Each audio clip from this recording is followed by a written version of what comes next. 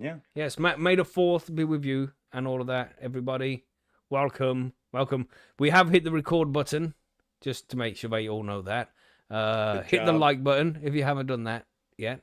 And if you're new to the channel, of course, press subscribe. Is there anything else we can really add after that? That's the YouTube intro, everybody. The YouTube intro, try not to swear. Try not to say any forbidden words for 30 seconds, all right? So just hold on for a second. Let us know when we get 30 seconds. I wasn't paying attention to my watch, so I don't know how long 30 seconds is going to be. We're going to have to guess. We're going to have to estimate. Should I remain silent for now then? Because it's quite dangerous. It would probably be best, actually, Billy, if you wouldn't mind, sir. That would be No appreciated, you know? That's right. Yes, so hit the like button. Sorry, I Billy. was going to say what I was going to do, but I'm not allowed to say it because it'd be rude. That's right. Is it 30 seconds yet? Okay. I don't know. Yeah, I think so. It's got to be around 30 I seconds. don't know. I think we're a minute almost in. I think. Have you chatted enough shit yet? Margaret hasn't said nothing. You said the swear word there, Mark. Oh, look, there you go. See, there you go. Damn it, man. I don't understand. Nearly. Anyway, yeah, it's been 30 seconds. Let's do the proper intro. Thanks for your patience, everybody. Yes, everybody, and welcome to High on Homegrown, the Cannabis podcast from Percy'sGrowroom.com. I am Macky from the UK, and joining us this week, we have Margaret. Hello, everyone. It's Margaret, host of Bite Me, the show about edibles, coming to you from Central Ontario, Canada, on the most delightful day of the year we've had so far. Beautiful. Nice. Have you been out in the garden chilling? I was actually been listening to birds. I saw a turkey. Like, there's been a lot of action in the backyard today, so it's been good. Nice. Yeah. I like it. What are you saying, Billy? Yeah, man, I'm good sitting here smoking some nice blunt, so with hash in as I do. So yeah, it's been sunny here in Cornwall as well, actually. So which is strange. Yeah, I know it was like shit for you last week, wasn't it? Yeah, that's like we've actually had sun. So even though we've had proper fog in the morning and some in the afternoon, which is really odd as well. We're at one beach like area, which is because we go to the shops and there it's in like a beach area. Went to the shops there and it's all sunny and lovely. You go to the next like town a few like 15 miles away and like that's all foggy on that beach. Wow, just odd. That's like my Cornwall's weird like that. Crazy. But yeah, what I am smoking actually is some Baywatch cheese hash. We're not there yet, Billy. We're still doing it. Cheesy. We're not doing we're not on what you're smoking section yet. God, jumping the gun. This is so nice. I have to jump the gun, man. This is cheesy hash I'm smoking. So nice. I'm going to sit here and be quiet and smoke some cheesy hash. That's right. We'll come back to it and ask you again what you're smoking because we'll forget shortly. But what are you saying, John? You good? That's right. Man, yeah. Hello, everybody. It's a beautiful day here. 79 freedom units, 26 whatever Celsius that is. Business. It's awesome, man. I've had a great day, actually. Beautiful. Sitting on a deck, sun shining, dog running around, people mowing. Nice. Oh my God, bro. So good. Yeah, it's been a beautiful week here in the UK as well. The nice weather is here for us in the Northern Hemisphere, hopefully. Finally. Yeah, finally. When you say people moan, you mean like your neighbours? You've not got some like immigrants in and ICE going to come pop round and take them away sort of job. No. Okay. No, Billy, right? See, I started it yesterday. I was the first one to mow in the neighborhood. And then boom, like people just started everyone going else crazy, man. Everyone's like, yeah, that's mowing time. We've heard the first one. That's it. We're off. Yeah, started that's the usually race. what happens too. Nice. I got a little sun yesterday when I was mowing, man. My bean was a little red. I should have had a hat. Gotta wear a hat. Gotta wear a hat.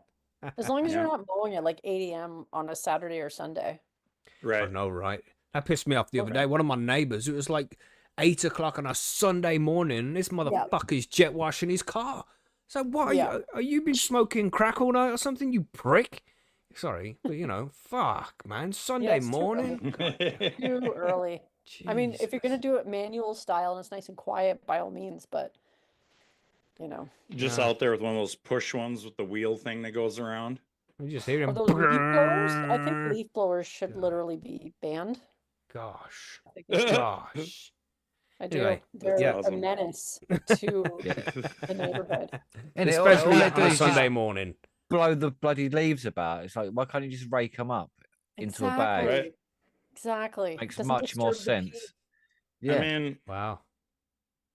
Listen, Yeah, I'm on Margaret's Sometimes side. you just Yeah, gotta she do banned it. leaf blowers. No, you need to know. calm down, man. Stop with the hatred against power tools. Gosh. No, Yeah. It's man. not a power Jesus. tool. No, it's not a power tool though. That's it. Sorry, It's not a Margaret. power Sorry. tool. Sorry. Here God. it is. Too right.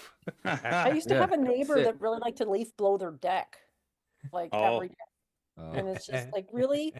They also hosed off the deck. One of those, Okay. you know, there are Pressure people. washers. No, it wasn't a pressure washer, thankfully, but there was enough with Oh. the leaf blower too. The leaf blower hose combo was just enough to. Just Well, to at least we start know the heat. where a leaf blower PTSD comes from now. That's right. Yeah. That's right. I always Yeah. wondered. You know. Yeah. That's right. But anyway, that's how our weeks have been, everybody. Let us know how your weeks have Yes. been in the comments in the chat there. But let's talk about some of these news articles we're going to be covering today. We got some stuff from the medical cannabis sector here in the UK from Billy. It says, can you trust a review? Patient feedback in the medical cannabis sector. We have some aggressive blind twitching exposes Prescot cannabis farm. So yeah, cannabis farm was exposed because but like a fan must have been blowing the blinds, and the blinds are just swinging around. Oh. Yeah. I thought somebody ended up having Tourette's. Right.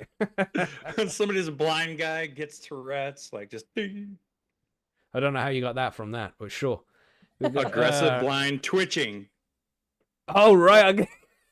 You know what I'm saying? Yeah. Like, how did you not come up with that one, Oh, bro? gosh. You're thinking a different level there, John. Jesus. It's Sunday. It's a beautiful Yeah, man. day. That's where my Then brain's we at. got some Trump's controversial. Those two words usually go together. Trump's controversial U.S. attorney is coming for medical marijuana.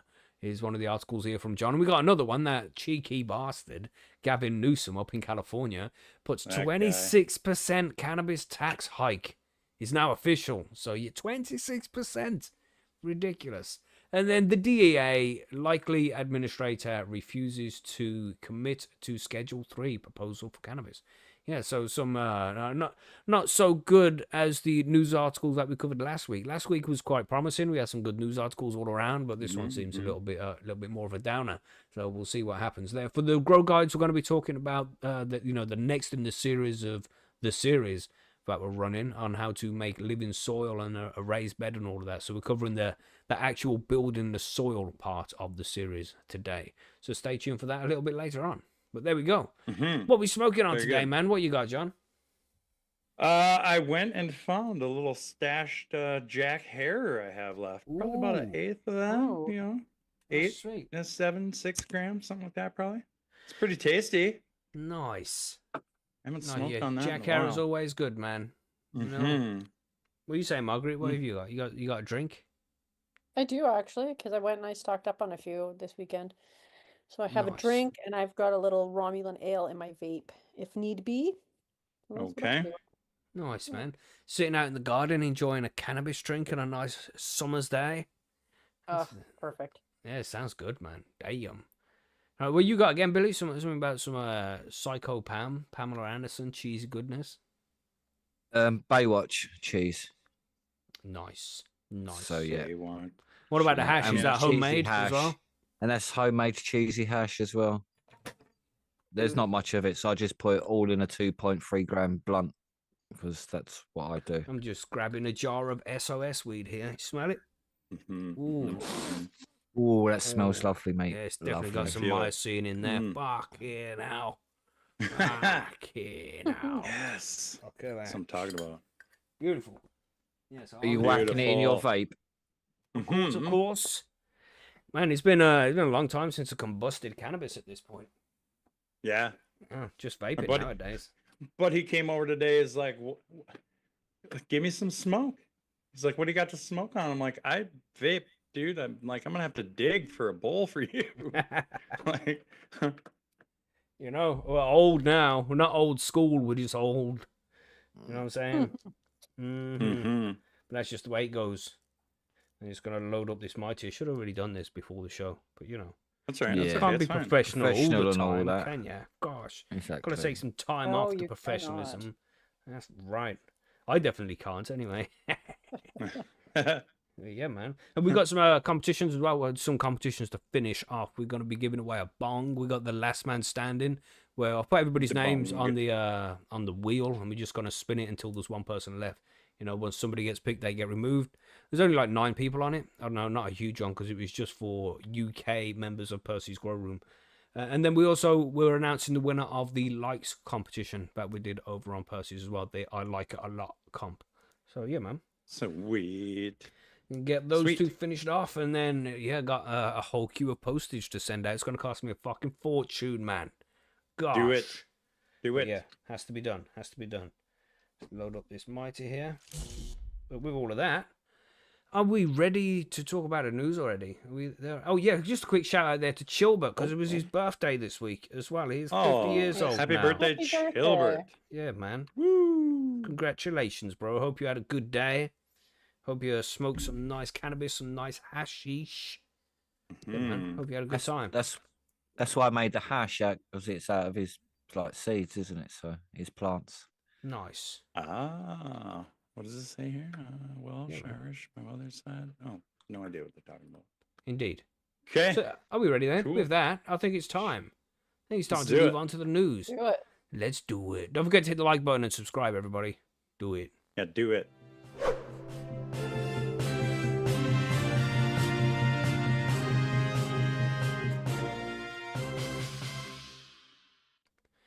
Okay, so we're going to start off by talking about Trump. Let's get the controversy out the way first. What's going on with this shit, John? Woo.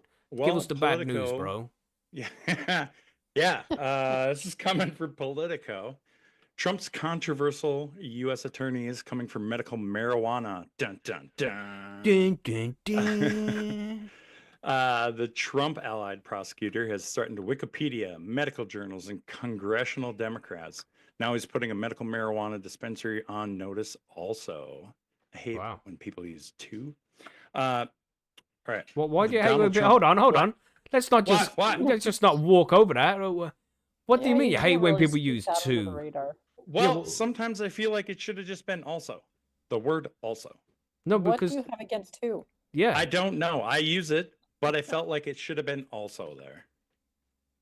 I Okay. think 2 was Nobody else felt perfectly that? Read applicable. that. No, nobody else. Everybody take a look at that on the screen there and let us know what you think in the chat. Was 2 perfectly appropriate to be using there, or should it have been also? I would have thought What you would have about what sounded you're leaving out as well? as well. That's Oh, another as option. well. Oh. Okay. Okay. You should put up a poll. Yes.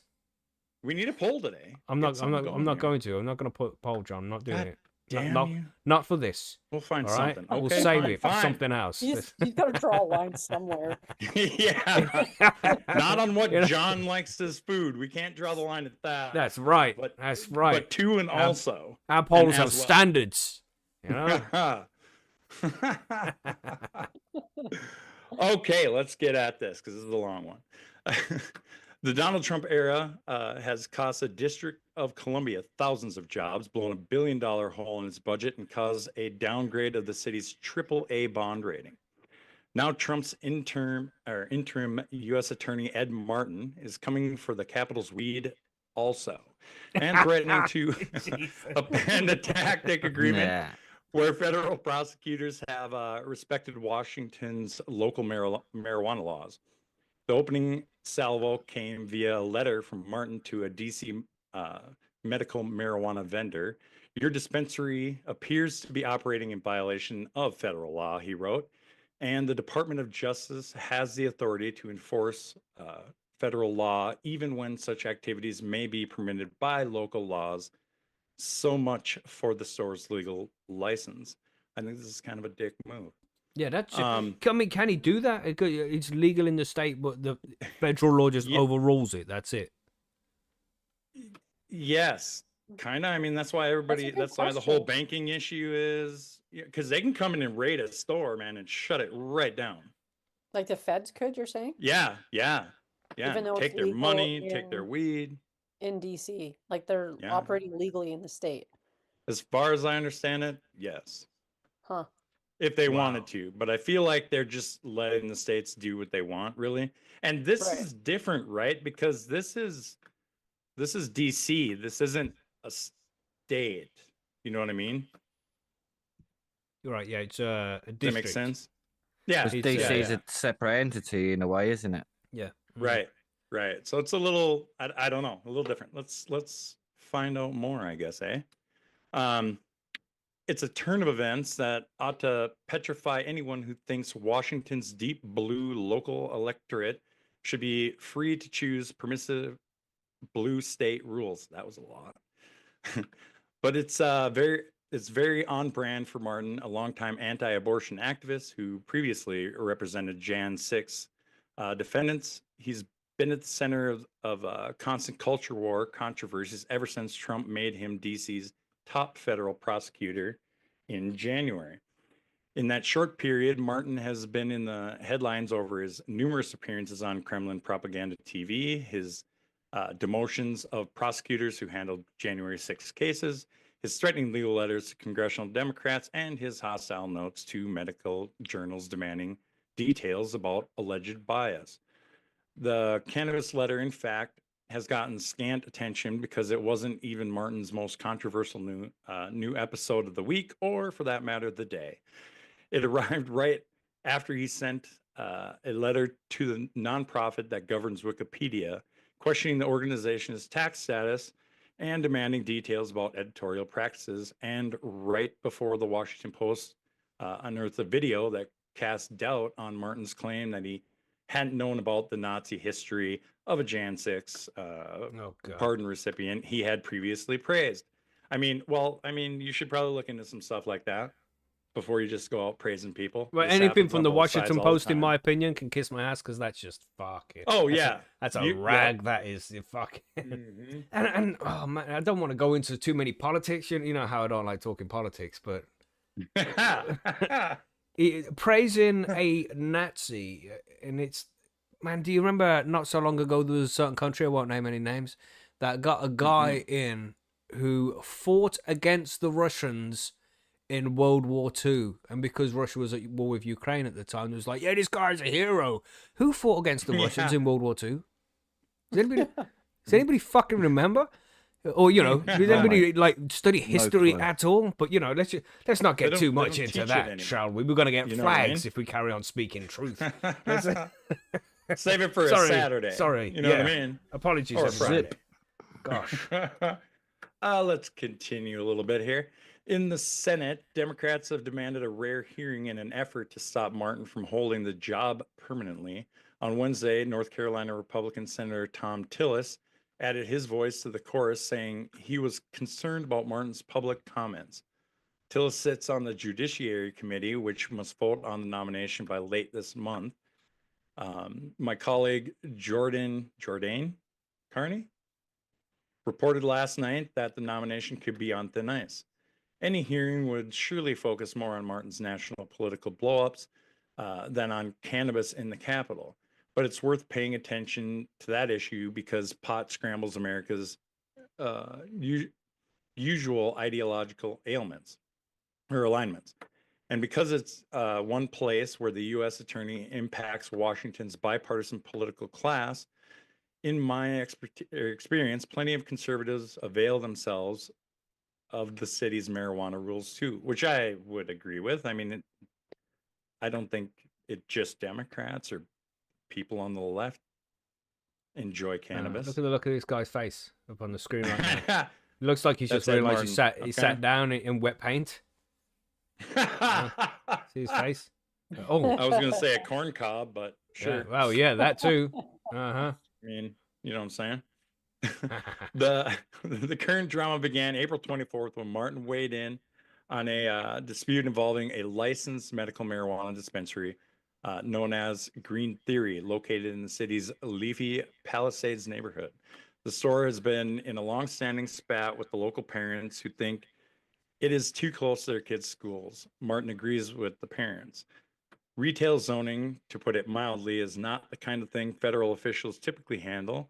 It's the ultimate city hall issue. And in this case, City Hall had already decided on behalf of the store. That didn't stop Martin. I am concerned that you are in violation of the federal laws, which are intended to protect children. He wrote to Green Theory's owners, noting that his office had the power to enforce those laws no matter what the local government said. but it was the other language in the letter that set off alarms. As quote, as you likely know, there are numerous federal laws governing and even prohibiting the distribution and possession of marijuana, including provisions of the Controlled Substances Act. Martin told the dispensary owners. Persons and entities owning, operating, or facilitating such dispensaries may be subject to criminal prosecution and civil enforcement actions. In other words, pretty much any store or even their landlord could be in hot water for doing something that's legally permitted and increasingly common. Wow. Yeah, so that's kind of, I guess that goes back to what we were talking about earlier. They can just come in and say, no, you're not. That's you're not scary. doing And that. is this guy, he only has power in DC, right? Or is he, because he's talking about federal shit. Could he go into Yeah, any DC. state and do this? No, only in DC. He's just Right. he's the head of I DC. was going to say, yeah, he's The U.S. He's attorney. only What does the- that mean? well, Interim U.S. attorney, I guess. yeah, maybe he is full on. No, it says No, only it's- DC, It's only DC he's in Yeah. charge of. allegedly. More Yeah. DC info, allegedly. Okay, good to know. Which sounds like Uh, too much. Why is a guy like this in power at all? He sounds like he's a little bit unhinged, very opinionated. You A know? little bit. It sounds like he's just there right now until he can be. But he's Yeah, been he's Trump in appointed, or right? nominated in. Yeah, but didn't they say up above that?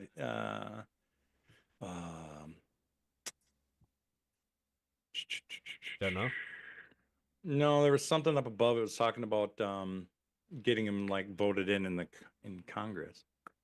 You know what I mean? All right. Anyways, Yeah. moving on. Let's move on. Under long-standing bipartisan federal budget provisions, feds can't prosecute people abiding by state-level medical marijuana rules. Oh, okay. Unfortunately for Green Theory, DC isn't a state, which is what I was saying earlier. Right. And Martin, unlike every other U.S. attorney, is in charge of prosecuting its street-level crimes, which means his saber rattling about controlled substances isn't just by boilerplate culture warrior rhetoric. Man, they are hammering the words there.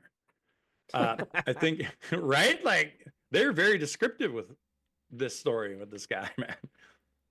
I think that letter is about the federal government attempting to go after home rule and take away my rights, said Pamela Wexler, an attorney who worked closely with cannabis businesses in Washington. Frankly, going after folks is chilling, said David Grosso, a former city council member who wrote many of the DC laws governing the industry. We are always more vulnerable. The administration has thus far avoided tangling with quasi-legal weed around the country, possibly because it is popular with chunks of Trump's base. What? Okay. What does that mean? I don't know. A quasi-legal weed is popular with chunks of Trump's base. Yeah, I don't understand. I don't know what that they mean by either. quasi-legal weed, but they're basically saying a lot of Trump supporters smoke So are pot. they just saying? Are they saying quasi-legal because it's a state legal but Yeah, not maybe. federal legal? Yeah, You know that what I could mean? be. Mhm. I mean, I guess that's what I would get. That's The what I would nation's, bet. yeah, the nation's capital, though, may be an exception. In a fact sheet accompanying the president's March 27, Making the District of Columbia Safe and Beautiful executive order, the White House specifically cited marijuana Jesus. decriminalization as one of the DC's failed policies.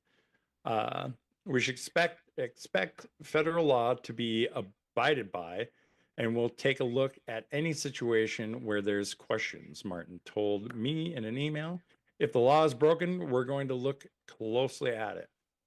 Martin also said that anybody who is selling marijuana better have a license and everything in order. Otherwise, we will pursue action against them, which suggests that he won't come after duly permitted dispensaries willy-nilly. But it was cold comfort to medical marijuana advocates who noted that Green Theory did have everything in order and still got a menacing letter full of language about civil and criminal prosecution. I mean, this goes on more basically about the same stuff. Do we want to keep reading through this? No, I think it's good, man. I think we can fucking. I mean, I think we can got tell the how much gist, of a dickhead this right? guy is at this point. Wow. Right. I mean, is he just trying to like Saber show rattle, that he as can they do say. it? You know what I mean? Be like, don't hey, know, I man. can do this, guys. If you don't, Throw If it- some weight around. Yeah, just throw yeah, some- that's what I was Right, thinking. exactly. Like, I was gonna has say he got if a it- friend who needs a slot, who needs to open up a dispensary somewhere, so he needs to shut down a few, maybe, allegedly.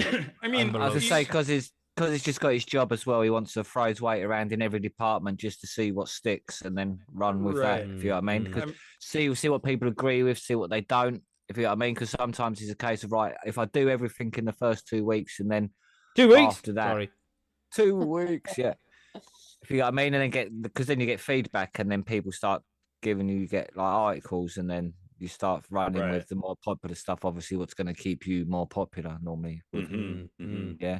So he's maybe just done because at the start of the article it said that this isn't just the only thing he's done. If you know what I mean. Right. Yeah. Right. So this I mean, is amongst I don't like this other guy right things. now. So well, no, but obviously he's there to throw in, and that's what I'm saying. He's coming just to do his job as strong as he can in every department, and then see what people like and what they don't like, and then you run with that afterwards. Because when you're early in your job, you don't really know what people want or don't want. If you know what I mean, he's testing You the some ground, kind of maybe. apologist for this guy, huh? What's going on here, Billy? Billy. Yeah.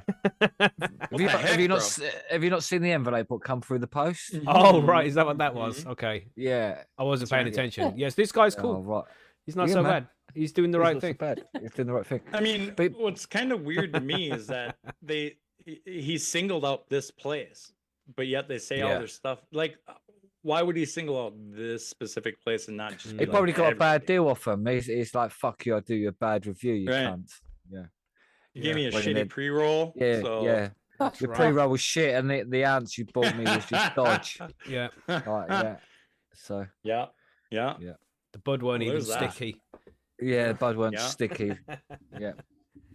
Maybe because as I say, we can't trust the mainstream media whatsoever, and this is political, and it could completely be that these Could guys be all don't have the bullshit. appropriate license, and he has legitimate reasons to say these things to these people that are being completely Right. left out of the story here, because that's what happens with media nowadays. You can't Yeah. trust any Even news though story they you just say read. Mhm. allegedly everything is in order.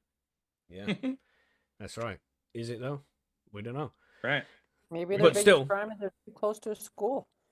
Yeah. So that part I'm okay with, right? Like he can be upset about that. I think it Mhm. should be far enough away from a school or a daycare or what have you, Yeah. right? Like I'm okay with that. Like if you're just saying, "Hey, man, you're Maybe too their close." license has run out and they've not renewed it and shit, like something Yeah. stupid like that. And it's like, what Yeah. you're doing still operating. You, like, if you know what I mean. Yeah, it's interesting. That's isn't it? why it it's- could yeah. definitely be something Yeah. that's just missing. There's No. always more details, especially when like some of these newspaper places, like old newspaper places, because they're all just in it for Right. clicks and That's right. to stir up shit. None of them seem to actually Mhm. give you full fact. They'll all give you 90% or less to sway in their Right. balance. But you just go on to So say it's- there, it's a very big deal, and any pot dispensaries on notice. Mm. Yeah, as they say, it's on notice for Right. something, innit? So right, yeah, so just pretty much saying that we're watching you all. And he says, but also Right. beyond that, anyone that owns a building where they lease it out to a pot dispensary is on notice. Fucking Yeah. hell, so yeah, I don't know, man. It's difficult to tell what's going on with this guy. Well, Well, Maybe kind he's of saying difficult. like, I want to see all your licenses and paperwork because I think you're all dodgy.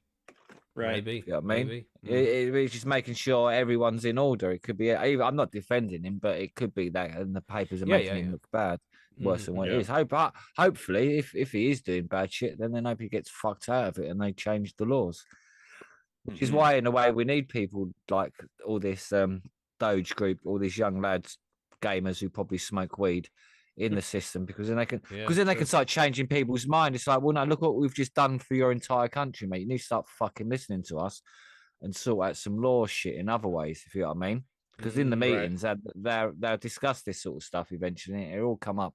So as long as they keep all these young guys sorting out their systems, which they seem they need to be doing across the board with every system, update it all. And so it's like if that can happen, then maybe then they'll just change the laws because the systems are being updated and it just makes common sense. And We it's just like have to a see what system happens there, update. don't we? Yeah, just have to see what happens, man. Because this is one guy. We've seen loads of other people do positive stuff in America. Right. So I think one negative story shouldn't kill all our hopes in one go. Right. Mm-hmm. Right. Yeah. That's all I'm saying. But An interesting story, but yeah, we'll see what we'll keep an eye on this guy and see what happens as time progresses. Nothing major's happened yet, but there's potential for it. Let's keep an eye on this fool, man. Jesus. Well, Billy's got an interesting one here as well from the UK. What are we saying, Billy? What's going on here? Yeah, well, this is basically reviews about cannabis, and it's questioning whether you can trust the reviews of medical cannabis. Just saying, you can't trust reviews on anything. Never mind, just medical cannabis. Next story. Really? Well, that's then. probably about it, really. Yeah, you've probably summed it up. But what's going on? Let's see what's happening, man. Yeah, so as medical cannabis sector matures, the patient feedback is playing an increasingly important role in shaping market dynamics and building trust when it comes to choosing the right clinic. So you can tell Macky's got loads of trust in these clinics by his comments there. I got an envelope from them as well. Oh, right, you see it. Yeah. That's where all the trust comes from then. Yeah. They sent you a big pile of trust, did they? That's right. Yeah. Shipping's free because of the weight. You know, it's really fucking light. Yeah, exactly. Yeah. There are many ways in which cannabis-based treatments differ from the conventional medicines, perhaps one of the most notable being that the value is placed on the patient's own experience, which is obviously true, isn't it? Really, of all drugs, isn't it? Yeah, of all of them, isn't it? I mean, yeah, it's like, hey, mate, take some drugs. I think they've done really shit for you, mate. Like, yeah, it's like, yeah. So, being such personalized medicines, patients are quite regularly considered to be the experts on their own conditions. Really, you should speak to my doctor then. But they also often have a breadth of understanding about the treatment itself, and in some cases, prescribing can be a collaborative process between them and their doctor. Which I think with medical cannabis it is a little bit more because maybe less now, but originally a lot of the people would have been cannabis smokers who had like long-term cannabis smokers going to the doctors to get prescriptions, but now you're getting a lot more new users, if you know what I mean. Right. So I don't think that is the fact as much now, if you know what I mean, because of that fact. Because when you've been using cannabis long-term, you know sort of a lot more about how it affects you in all ways. So you could inform your doctor more, but when you're new to it, it's like you only then got a comparison to the drugs you was using before. So I suppose it is a sort of slight comparison, but it's not as much of inside information like these are going on about. But so as a new frontier in healthcare and emergency sector, the medical cannabis space is still overcoming significant challenges from the complexes of legislation, regulation, lack of understanding, and stigma in society. You talk about stigma a lot, really, isn't there? And all of these factors make it considerably more difficult for providers to build trust and loyalty among patients, and for patients to make well-informed decisions about their healthcare. Which is true, because even if you're vaping in the pub garden, people are going to complain about the smell still, and it's like, 100%. Yeah, but you walk in a pub and it stinks of booze. Like it's just mad. Like, that's okay, everybody. Yeah, and the stink of fags outside, but it's like. Remember when it used to stink of cigarette? Yeah, you shouldn't use that F word, Billy, because that's a UK term. You know, we get flagged for that one. You know, people are like, you can't say that. That's homophobic. So in the UK, it means something different. You know, the same way in Australia. Yeah, you know, but in Australia they call like flip flops. We call them in the UK. They call them thongs. Oh right. Yeah, thongs. You know what I mean? That here too, though. That's weird as fuck. I mean, it's like you could steal your grandma's thong, and in the UK, that's fucking weird, man. You know? Yeah, your grandma's thong, mate. Boy. Well, when I used to misbehave, my grandma would grab her thongs and she'd smack me with them, and you'd be like, "What? So, what the fuck?" Sorry. So, like here, tangent. I would say that those are the ones that have the one thing that goes between your big toe and your next toe. Those would be considered thongs. And in the UK, it's something that goes in between the left cheek and the right cheek. Yes, sir. Well, it is here too. You know what I mean? Anyway, tangent. Sorry, everybody. Anyway, tangent. Anyway, this is why many people, when embarking on medical cannabis treatment, turn to online platforms such as Reddit. Do they? Fucking, they're crazy if they go to Reddit. You know what I mean? Jesus. Cannabis advice. Shit, man of crazies on that. Google reviews, Trustpilot, and other third-party forums to compare clinics, products, and overall experiences. Would we class as other third-party forums? I would say. Yeah, I would think so. And we would just be like, no, don't use the clinic, grow your own, because that's how we roll. That's our perspective of it. I mean, if you have to use the clinic, then sure, go there, try and find a good one. And I don't know, if people do have reviews of any medical clinics when they're using medically, then yeah, it would be good to see some over on Percy's if that can help some people. But we just recommend you grow your own. You know how we roll. Yeah. Yeah, exactly. Take care of yourself, sort of thing. Use your own choices. So with over 20 clinics now registered with the Care Quality Commission, all promising to deliver the best value care, overall experience, blah, blah, blah, blah, blah. How do you know who to trust? Which route is it right for you? So basically, with the growing number of choices available, credible patient feedback from those with first-hand experience becomes increasingly important. So independent online platforms have been set up to specifically with this in mind, becoming a go-to place for medical cannabis patients, collecting key information like what clinics and pharmacies offer and what products are currently available to help patients navigate the prescription process. Patient feedback can be valuable for providers, especially given to the strict MHRA guidelines around the advertising and promotion of unlicensed cannabis medicines. Yeah, because they can't promote it, so it's difficult to really know anything about it if you don't know. So it just says Gorilla Glue, and you've never smoked cannabis in your life, you'd be like, that means nothing to you, does it? If you know what I mean? Right. So the review platforms and social media sites can highly effective at raising awareness of the potential benefits of medical cannabis products more broadly, and as a result, generate increased demand for specific clinics or providers. So, however, some sources of patient feedback are more credible than others. Exactly, because you had to know if the patient's not been, if they're real, or if they're not just some random dude that's been paid to set up an account. Yeah. I think that's what it is in the beginning for everyone, right? You know, it Yeah, comes out with a strain or something, and somebody has to write something up there, you know. Yeah, so purpose-built platforms such as Trustpilot and Google Reviews allow users to leave feedback and rate businesses based on their experiences. It allows patients to compare providers having a strong profile and help build trust, giving clinical or competitive edge. But however, importantly, sites like Trustpilot usually have processes in place to help defect fake reviews, ensure transparency by showing both positive and negative reviews. As reviews are timestamped and linked to a service of transaction, these essentially create a feedback loop which can highlight areas for improvement, and allows clinics to monitor and respond to comments, enhancing credibility, which is good in a way. If that, because you've got to try and make it as legit as possible, but that's going to be difficult to do, isn't it?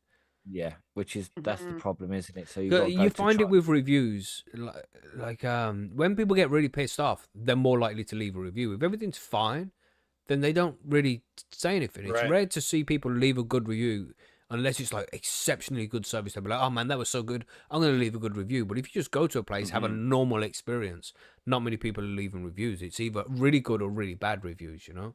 And most of the time, bad. Like, oh, I've had a bad time. I'm gonna go on Trustpilot and tell these. I'm gonna go tell Google how shit it was. And that's but then you just look at all the bad reviews and see how bad the company is. If there's not that many, and if some people just moaning about stupid shit, so I'm saying, so if you see like loads of stupid bad reviews, then you can ignore them.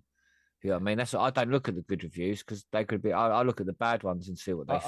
I don't really listen to reviews online at all. I'd rather listen to the people I know and listen to what their opinion is of specifically that as well. But there's too many bots out there, man. You know the dead internet theory. Only 90% of people out there are bots. You know, well, only 10% are real. 90% are bots, allegedly. Allegedly. The internet's full of bots, man. Don't trust any of them. Sorry, buddy. Yeah. So basically, like these people, they're relying on all these Trustpilot reviews to boost their credit ratings as such in the industry, really, pretty much. So, like, while not built through social media platforms such as Reddit, are being used more by patients to share experiences. Like, so again, people are going to, it just goes on about how they're going to these sites, and influencers who are reviewing these as well now are be giving them more information, and about saying that YouTube again requires users to disclose sponsorships. Enforcement is generally inconsistent though. So that it's not always the best, but it can be a place to get some reviews of all this stuff, sort of thing. But it all goes on like with how clinics can be best build trust and this demonstrate patient outcomes. So with medical cannabis, prescriptions and patient numbers continue to go across the UK, establishing trust with patients who are still largely have part of their own money for the treatment, and establishing a trustworthy relationship remains the paramount importance for both sides. This is especially true for new or cannabis naive patients exploring treatment as an alternative for the first time. She explains in highly regulated and often misunderstood spaces like medical cannabis, the voice of the patient is the most powerful advocate. These testimonials help them demystify medical cannabis, offering real world insight into how they support cannabis health and well-being. They also shine a light on our commitment to seamless care, safety, and empowerment, and patient charter as well. So every review is not only a reflection of the care they provide, but a valuable moment of brand building driven by those who serve and best trust their patients. So, which is right. So I think, like, again, this article goes on again. So I think it is just about trying to get more honest patient reviews out there a bit more, because there's more and more now coming into it, and sort of thing to get like the people to then trust each other as the patient and the user. You know what I mean? Because it is cannabis use is more personal than popping load of pills. But this is, I mean, when they're talking about they're talking about shit in the UK, right? These are UK. Yeah, this like, is UK pharmacies rather than dispensaries and things like that. So it's this is all the pharmacies which are trying to say this is our weed. Do you think it's good, sort of thing? And also the dispensary saying, do you think the weed we offer is good, and is our service any good? Yeah. What ones can you trust in all them areas? So that's what they're trying to establish now, some sort of continuity within that field. And what do you think, Margaret? Because you used to work at a dispensary, right, as a bud tender. So what kind of reviews would you see the most? Do you think you got good reviews, bad reviews for the establishment, not for yourself? Obviously, all your reviews were good because you're a legend, you know. But what about for the the actual establishment you worked in? That's a good question, because sometimes internally, like, I don't know, management was always a bit of a thing, but we had really good selection too, so there was that. I mean, a lot of the times it was really up to customer interactions, how they viewed the place. Yeah, I think that's just the most and the important thing. Staff is good, so. Yeah. So people will tend to leave a good review, but you got to remind them nowadays as well, isn't it? Yeah, be like, don't forget to leave a review for us. The more reviews. Oh, goddamn Amazon, man! All the time. Hey, did you like that thing you got? You should go leave a review. Like 17 emails a day. Yeah, I don't leave reviews on anything. I won't encourage them. You know. No. But don't forget to leave a review on the podcast on iTunes and Spotify, everybody. That would be why we're here talking about that. You know. We got loads of good reviews on the podcast. It's really cool, man. We got a good standing with all the podcast platforms. Just saying, it's like on iTunes, I think we got like 4.95 or something ridiculously high out of 5. You know. It's because we're spitting facts over here. Okay. That's right. It's because of the witty banter. That's exactly what it is. You know that duck joke from last week? Yeah, fucking it must have been that. Yeah, there you go. That's what it was. What a joke. What a joke. Oh, we should go look at the comments. Probably that joke was shit. Wait, how dare you? How dare you? No. Somebody left that comment is what I'm saying. I mean, they might have left that comment. Oh, right. You thought the joke was good yourself. Yeah. Yeah, right. Yes, indeed. Yeah, man, interesting. So let us know in the chat and in the comments. Do you guys like read reviews? Do you believe them? I tend not to. I ask a friend of somebody's opinion that I kind of respect or would at least listen to, not just random people on the internet, because it's probably fake. You can buy fucking reviews, can't you? Well, you used to be able to, at least. You can buy reviews and YouTube views and subscribers and shit. I remember that like 10 years ago. I think they put censors on it now. It's harder to do, but it's still possible. So I don't know. I find it difficult to trust any review I see on the internet. You know? Interesting. Let's go on to the next one. What are you saying, Margaret? You've got some interesting story. Isn't all this good news, everybody? You're saying? All this good news. All this good news. Let's keep the vibe going. You know? That's right. So on that note, on that vibe, DEA's likely administrator refuses to commit to Schedule 3 proposal for cannabis. So let's just keep this rolling, shall we? Yeah, man. Sounds great. The subtitle saying Terry Cole said at his nomination hearing that he'll move the hearing process forward, but he needs to know more about the science behind the proposal. Right. I'm going to mute my mic so I don't just randomly kick off a load of times using this one. All right, so we might not hear from Macky for a few minutes. President Donald Trump's pick to lead the Drug Enforcement Administration, DEA, provided cannabis rescheduling hopefuls both optimism and concern during his nomination hearing on April 30th. Terry Cole, a DEA veteran whom Trump nominated in February to be the agency's next administrator, told the U.S. Senate Judiciary Committee members that it'll be one of my first priorities upon being confirmed to review where the DEA is in the administrative process to reschedule cannabis. Currently, the DEA's administrative law judge hearing process to debate the merits of the Department of Justice's proposed rule to reclassify cannabis from Schedule 1 to Schedule 3 under the Controlled Substances Act is delayed by an interlocutory appeal.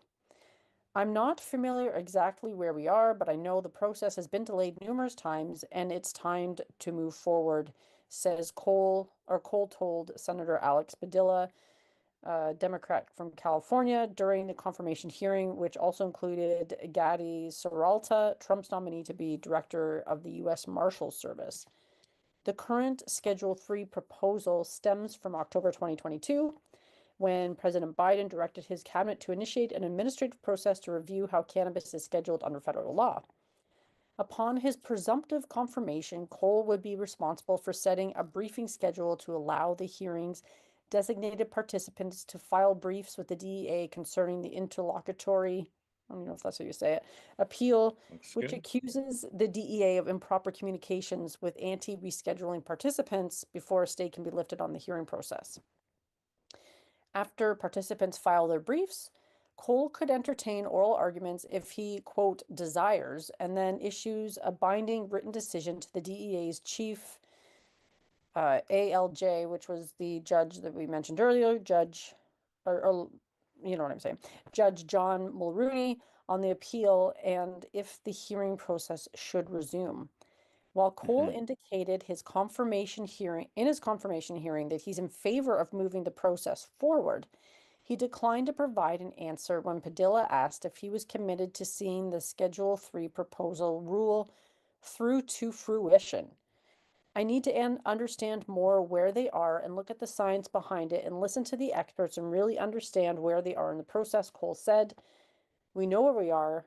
We know where the directive is. Get it to Schedule 3. Are you committed to seeing it to fruition? Padilla asked again.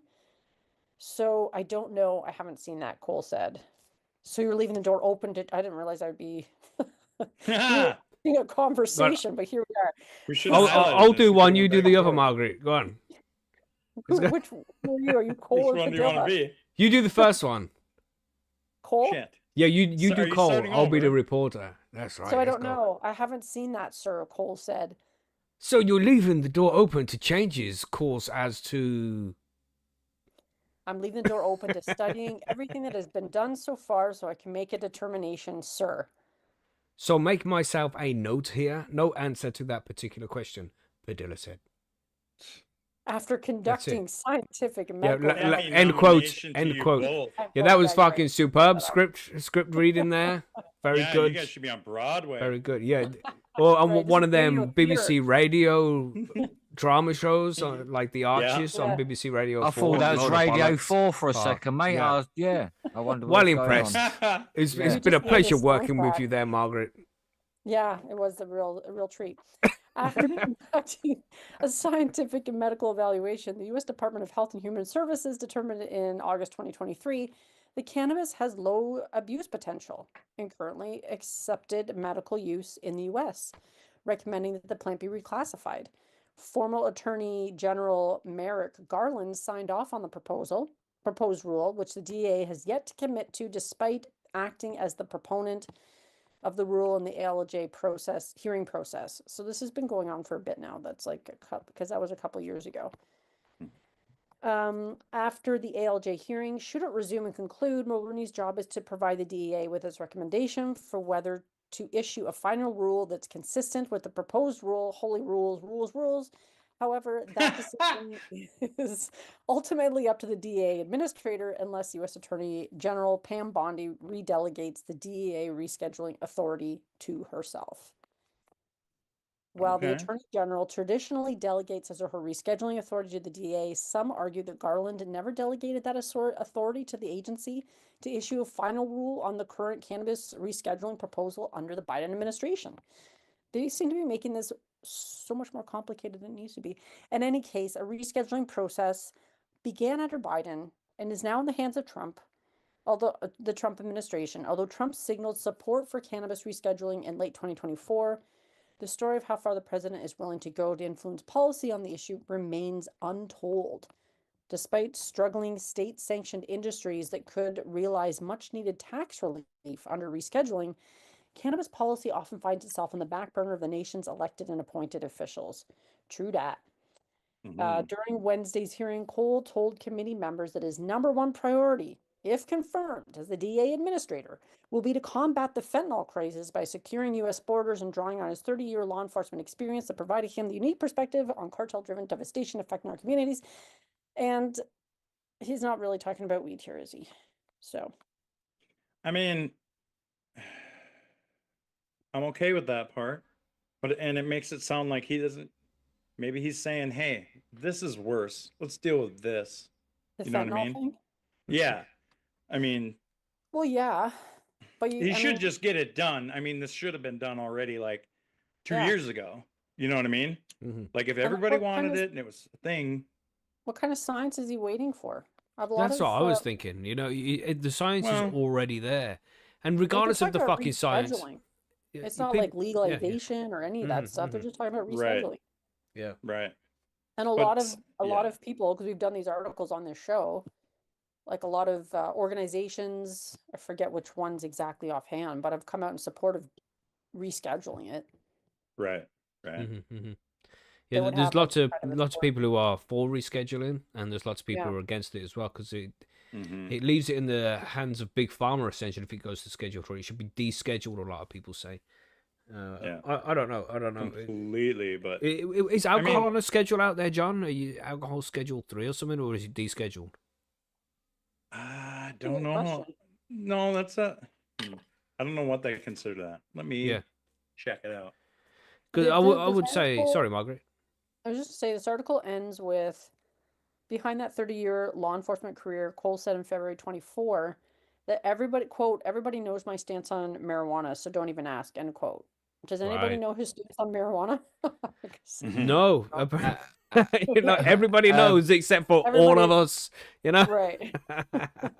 Yeah, So alcohol's alcohol, not scheduled. it's yeah, not. it's not scheduled. Yeah. right? Yeah. So Yeah. cannabis shouldn't be either. That's the way I see it. Right. So it should be Well, descheduled. it's not classified as a controlled substance, so there's no scheduling. It's Right. just under the Yeah. controlled substances. But Act. it is. I mean, it still is a controlled substance. Yeah, because be a you certain can't buy it unless age. you're over 21. Yeah, so it is Mhm. it's not just available to everybody, is it? It does have controls on it. Right. Right. Yeah, but it'd be interesting to see what happens here. I'd like to know this guy. What's his full name again? This Cole. You know, do a fucking Yeah. Google search. Cole You wanna, Trickle. Yeah, this is your guy, Terry John. Cole. You want Terrence to Cole.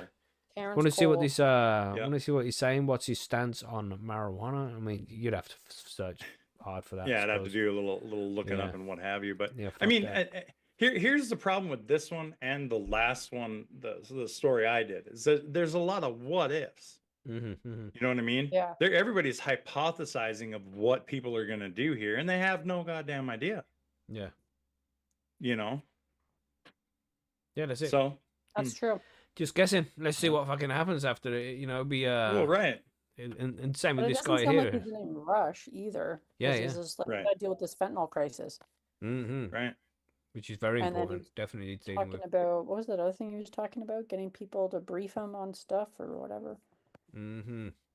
Probably just to get briefed on, because I'm sure it's not like he was sitting here planning on having to deal with this. You know what I mean?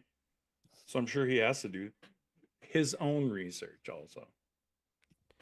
Oh, The research is out there, Terry. yeah. Yeah. Go Indeed. looking, it is. buddy.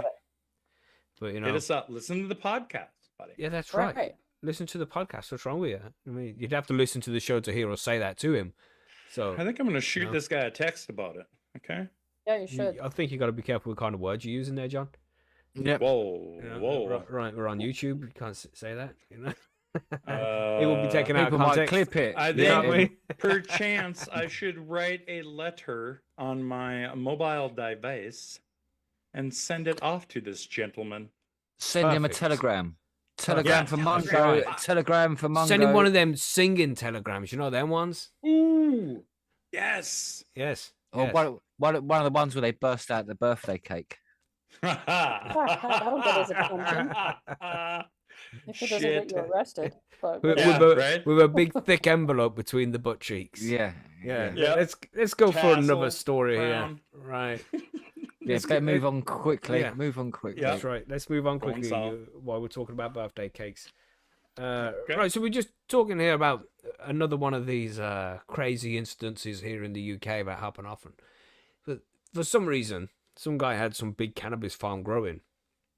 Left the fan on a bit too strong. That's how important airflow is, everybody. You know, this guy was wanting to have his fans on strong and it was blowing the blinds, allegedly. Let's see what this story says. Aggressive blind twitching, and not what John thinks it isn't some guy with some epileptic We'll condition find out. who can't see. This is a blind twitching. Aggressive blind twitching exposes cannabis farm. Dun, dun, dun. We should really get that noise clipped, shouldn't we? A window blind that was, quote unquote, moving aggressively, despite there being no wind, led police to discover a cannabis farm in a house. The blind was the only window in the property on Sundale Avenue, Prescot, not to have been boarded up and was seen to be moving despite the lack of air movement on Monday, Merseyside police said. What, so there can't be a fan in the house? Right, exactly. That's what I'm thinking. Like, I can't just be chilling in my house and have a fan going. Like, You know what I mean? Yeah, You can't be a might nosy neighbor. hot. yeah, son of a bitch. You can't have a Yeah. dickhead cat who just wants to play with the fucking blinds. Yeah, Yeah, yeah. worse. Jesus, these people. Excuse man. me, sir. I seen your blinds were moving. Can we come in and check your Yeah, we think house? you're up to no good. You know what It I mean? doesn't- Excuse what me. the? I've seen your blinds moving. Oh, you know what that was, officer? That's me minding my own fucking business. Fucking hell. Officers found about 200 plants in 4 rooms, along with electric fans, no shit, and growing Right. equipment. A 26-year-old man has been arrested in connection with the incident and remains in custody. Fire and flooding is the next header here. Merseyside police said that he was arrested on suspicion of cultivating cannabis, abstracting electricity. Now, that's the dangerous thing, everybody. I mean, Yeah. growing cannabis doesn't make you a criminal. You're just growing some weed, man. That's all good. But when you're stealing the electricity, even though they overcharge us massively and they're essentially stealing from us, 2 wrongs don't make a right and all that. You shouldn't steal electricity. That's not cool. It's dangerous and it's immoral. Don't do it. Anyway, cultivating dick. cannabis, abstracting electricity, acquiring, using or possessing criminal property, and the theft of a motor vehicle.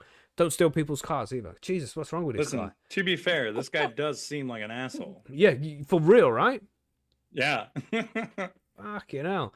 Scottish Power was called out to make the electrics safe after the meter was found to have been tampered with and the premises were made safe by the police.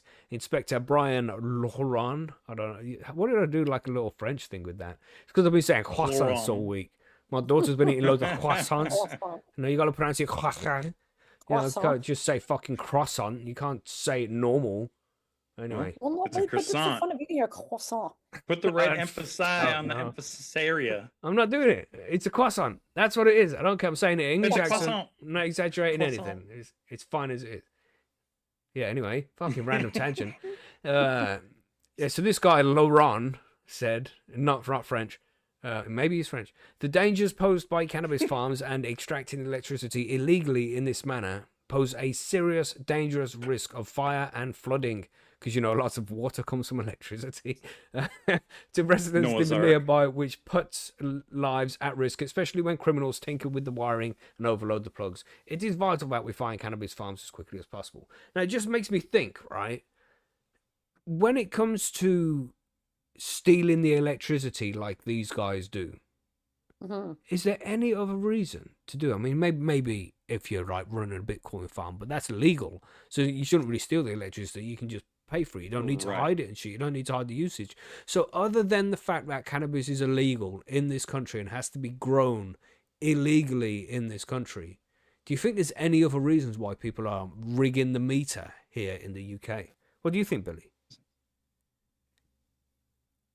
Definitely not, mate. Really, is it? It's only really illegal cannabis users who are doing it like that. Yeah, It's, would think it's so. like if they got rid of the illegality and everyone could do it in warehouses legally and pay the electricity bills, then they'd get rid of all the abstracting it. What else would you abstract electricity for, or a lot of it? Maybe to run printing machines for money, maybe. Right. Fucking, it's like, but they don't do that no more, do they? Because it's all online. seems Yeah, unlikely. so just add a digit. so it's like, it's to me, it's just like, again, the law creating the danger. Yeah, that's Isn't it. it, really? Again, it's the fact that it's illegal that creates the danger here. The problem is prohibition. not the growing of the weed. The problem, again, is the prohibition of the weed. Right. Yeah. Ridiculous. But that was all this story I had here. Just I saw it. It's on the BBC, so of course add your pinch of salt as much as necessary. Also, the fact that the prices of electricity in the UK at such an exorbitant rate that people can't afford to pay. If the prices of electricity were like they was in Spain and places, then you'd be able to pay the electric bill because it'd be really low, and it wouldn't matter. They'd be able to not have to worry about abstracting, even if they're using a lot. It'd be cost effective just to pay the bill. Do you know what I mean? So it's like, it just doesn't make sense. Again, this country's just fucked, proving how shit it is. That's right. But heading for net zero, so it's okay. But That's right. pay for your fucking electricity. Don't be a criminal. As I say, Don't do it. growing cannabis, I know it's against the law, but it doesn't mean that you're a criminal. You're not stealing from anybody. You're growing some fucking plants that are harmless for your own personal use, and that's completely up to you. Just because there's bullshit laws in place doesn't mean that it's wrong. But stealing electricity, that's stealing, and stealing is wrong. And also, it's very fucking dangerous. Don't fuck around with that shit. Yeah. Yeah, so I just thought I'd get that story out there. But we have one more here from John. What are we saying about Gavin Newsom? This cheeky bastard. I was going to let you read it out, but gosh, just reading that title is like, fucking this cheeky bastard. Yeah, Sorry, John. It's mental. And this is coming from, I don't know, SF Gate, San Francisco, maybe? I don't know. We should ask Bill. Yeah. I regret bringing this on. Newsom's, Gavin Newsom's 26% cannabis tax hike is now official. Wow. The state of California plans to increase pot taxes to the highest level allowed by law. Now, before I go on, does this mean that they're hiking it another 26%, or that they're going to 26%? I think there's a max 26%, surely. Okay, we're about to find out. Let's see what to say here. All right, California's beleaguered pot industry was given another piece of bad news Thursday afternoon. The state cannabis tax rate will increase from 15% to 19% on July 1st, the highest allowed by the state law. That's fucking proper crooked the way we worded that as well. You see, they're making us think it's going to be a 26%. You're going to pay 26% tax? No, it's changing from 15% to 19% because 15 and 19, the difference is 4, which is essentially 26%. And it's like it's changed. You just lied. That it's going to 19. Well, not lied, but they worded it in a particular way. These motherfuckers. See, this is what I'm saying, everybody. You can't trust these media motherfuckers, man. No. All right, let's continue on. Okay. The 26% change devised by Newsom is ironically being made precisely because the state's illegal industry is floundering while the illicit market thrives. Jesus. Fuck So the me. best thing to do, make it more expensive. Yeah, make it Or- worse on the. Oh my god, bro. Couldn't make this Oh. shit up, could you? God damn. Yeah. How can we fix this? People are not buying cannabis because it's too expensive. Oh, what should we do? Tax it more. Brilliant. Yeah. Brilliant. Nobody buys it legally anymore, so let's make more tax off of it. Then they'll come here and buy it more. That's mental. Mhm. More Wow. common sense Mental. laws, coming out of the Yeah. states. It's this state, bro. I don't even know. This is a I great don't article, know. by the way. We've got 2 paragraphs Yeah. in so far. This it's triggering us. All right, let's go. Let's see what else we can get into. Representatives with the California Department of Tax and Fee Administration announced the gross receipts tax hike during a cannabis advisory meeting Thursday. State law requires the department to increase the pot tax rate this year if cannabis excise revenue falls. That's dumb. Jared Kilo, the president of the United Cannabis Business Association, said the tax increase will only make it harder for legal stores to offer cannabis at a price point that competes with illegal stores. More businesses will close sooner as the legal price is just too far away from illegally obtained products. Less investment in starting or continuing cannabis operations will occur, and demand for cannabis licenses will decline exponentially, Kilo said. Cannabis tax revenue has plummeted as the legal marijuana market goes through a financial contraction, with thousands of companies going out of business. Industry leaders have blamed the legal market struggles on expensive regulations, high taxes, and competition from the thriving illicit market, which pays Thriving. no cannabis taxes. That's right. Taxes. A recent study funded by the state found that the majority of cannabis users still purchase their cannabis from the illegal market. Well, why not? You keep making it more expensive for them, man. It just, you know, it's like, Capitalism. they, Oh my God, dude. exactly. It is, But- isn't it? but It's it's- the free yeah. market. This is what happens. Free You market, charge you man. too much, people But- ain't going to you. They're going somewhere else. It's common sense. Sorry, John. Right. But I mean, like, it wouldn't be this if the state didn't put in all the regulations and the bullshit behind it to make them have to pay more. You know what I mean? Exactly. Yeah. Like, yeah. they could be on the same if they didn't have to do all the extra shit, you know? So anyways, going on, the tax increase is thanks to a law Gavin Newsom signed in 2022 that removed a cultivation tax, but also required the state to increase cannabis tax rates if revenues fall in the future. San Francisco Assembly member Matt Haney introduced a bill this year that would block the tax hike. The bill is working its way through the legislature and unanimously passed its latest committee vote on April 24th.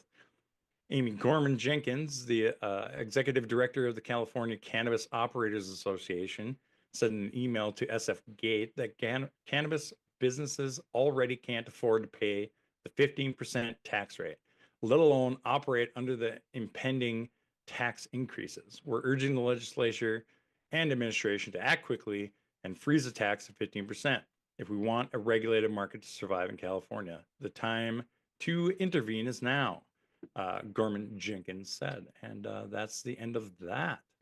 Well, So, interesting.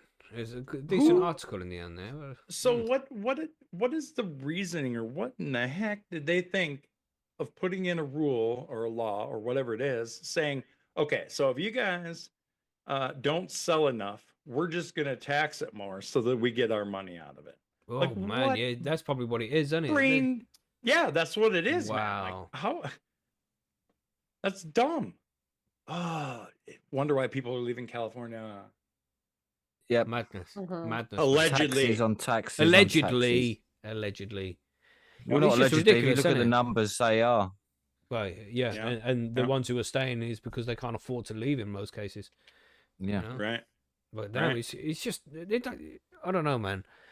It just seems fucking crazy. Just to see that the legal market is failing and the legacy market is thriving. So there are customers out there. There's people using cannabis because they're going to the legacy Mhm. market for it. And these are like government organizations who should be able to hire experts and be like, find out why, tell us what we can do to fix it, and then fix it. because Government producing experts. legal cannabis is going to be far more cheaper and cost effective than producing it illegally, because a lot of the cost goes into the crime aspect of it.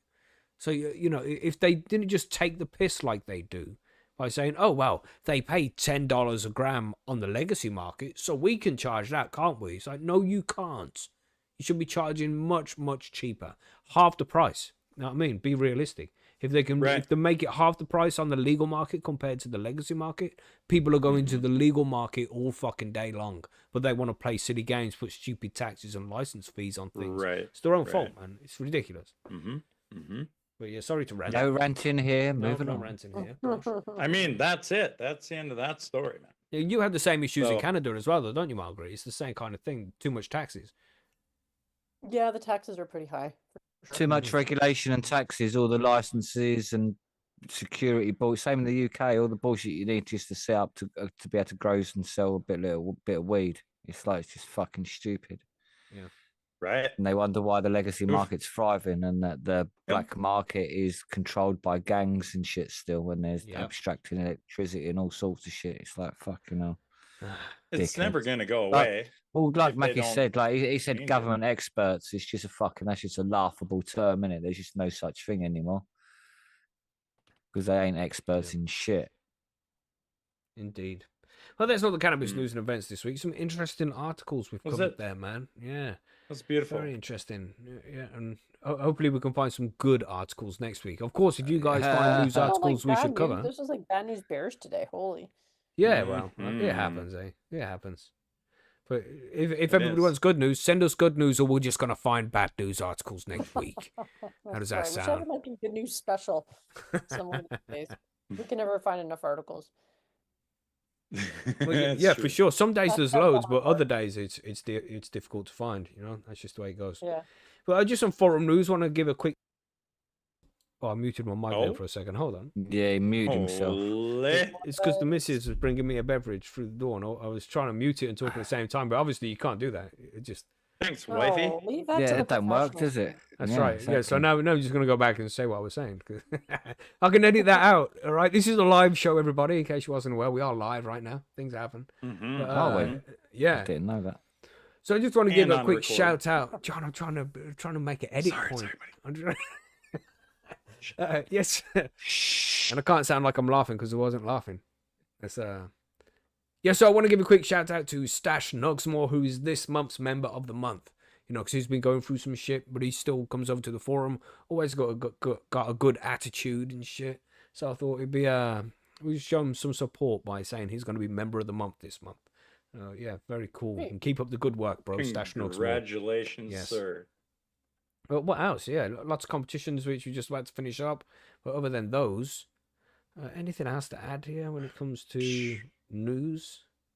Forum news? No.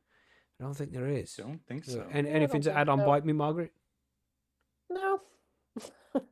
That? Margaret?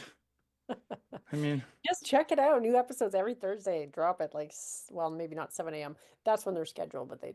Anyway, every Thursday. That's right, everybody. That's right. So get on that, download some Bite Me. Well, I think that's everything for now. We'll go to the smoke break. Are we ready for smoke break? Okay. Yep. Yeah. Oh, let's do it. Smoking. Oh, there we go. I left the thing on the fucking screen. So if anybody wants to go get a drink, now it's a good time. I'm going to do this fucking wheel spin. I'm going to do that right now, goddamn. Sweet. I'm going to spin some wheels because this is for the bong from Ali Bongo, UK only this time round, and all the people have already entered. But I said it would be a last man standing, so I'm going to spin this wheel. It will pick somebody, and that person doesn't win. They are just the first ones out. So we'll keep spinning until there's just one name remaining. So yeah, let's quickly spin some fucking wheels. Let's go. Let's see who's out first. Who's it gonna be? Oh, look at it. Wow. Jammy Scott. Unlucky, bro. First one out. It was so close to Fire Top then as well. It really was, yeah. You almost had it there. Close. See what this one's gonna be. What's it gonna be? Oh, that's definitely Irish Grower. Unlucky, bro. Unlucky. That was almost Fire Top corner place. Sorry. Next time. Next time, I think Fire Top's got a weight behind him or something. Oh, look at this. Oh, he's just ticked over again to Cornerstone. That was so close. Poor Cornerstone. So close, Cornerstone. So close. We're going again. What we got? We got 5 left now. 5 left. Oh, look at it. Oh, fucking. Oh, that was that close, was innit? Jesus. That was close. You see how close that was? Gosh, that was intense. Let's go Okay. again. Let's go again. Fire Top survived like 3 hits so far, man. Looks like it's going to be green Oh, fingers. Unlucky green fingers. 3 remain. Let's go. Top 3. Oh, it's going to be Gellert. It's going to be Gellert. Bloody There we hell. go. Let's remove that. 2 left. Fire Top and John. And I know Fire Top's in the chat, so I'm going to just leave that for a second so you can sit in Yeah. suspense for a couple of minutes. Like, fuck. Oh my God. Oh my God, I'm so close. I've survived this he's many. Got rubbing me a thighs. You know, rub can I them survive thighs, one get ready. more? Whoa, have you got one of them nervous joints? Get one of them nervous joints out. That's right. That's right. Yeah. Here we go, everybody. Is it going to be Fire Top? Is it going to be John? Let's see what happens. 3, 2, 1. Spin the wheel. Let's Red or go. blue? Go. Oh, Is it red or blue? Blue or red? Oh, look. Oh, go on, go on, go on. Oh no! He's just look, he's cheated. Oh no, no. Oh, no, because he gets removed. It moved. It's He John does. who is the winner. John's the winner, Wow. That was so Wow. close. That was, was like a- so close, Fire Top. Unlucky. Yeah, so John dropped me a message over on the forum and I'll get that bong sent out to you. Very so close, Fire Ooh-wee. Top. That was these last man standings are cruel.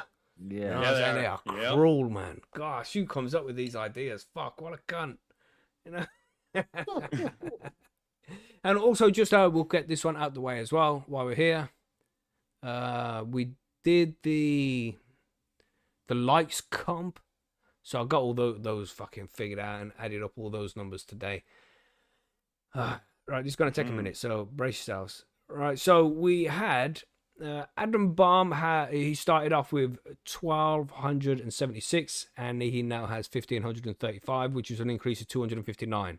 Aussie Jim was on 364, is still on 364, so that was 0. Bang Switch got 7,311, and now he's on 10,051, which brings him up 2,740. Big Smirkin was on 41. Yeah, he smashed it. Big Smirkin was on 41, and he's now on 67. Billy Bonds on 3,080, is now 3,181, which is an increase of 101. Cannabro 1281 versus 1820, increase of 539, sorry. Cookie Grow 4326, and now he's got 5264, an increase of 938. Cornerstone got 449, and is now on 1019, which increased 570. Curmudgeon, aka Grumpers, was on 1394, and he's on now 2110, which is 716. Check got 286 and now has 403, an increase of 117.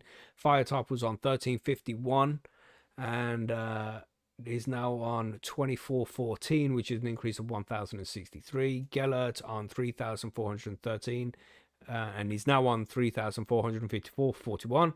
Jeez, we're about halfway through, people, so roll your joints here. Holy. Improper Weed Viking was on 2,081. He's now on 3,148, an increase of 1,067. Irish Grower was on 361 and he's now on 600, an increase of 239. Jamie Scott on 636. He's on now 917, 281 increase. John Carlson, that's you, John, was 1,021 and is now on 1142 for 121. John Lewis, who just won the bong, congrats, bro.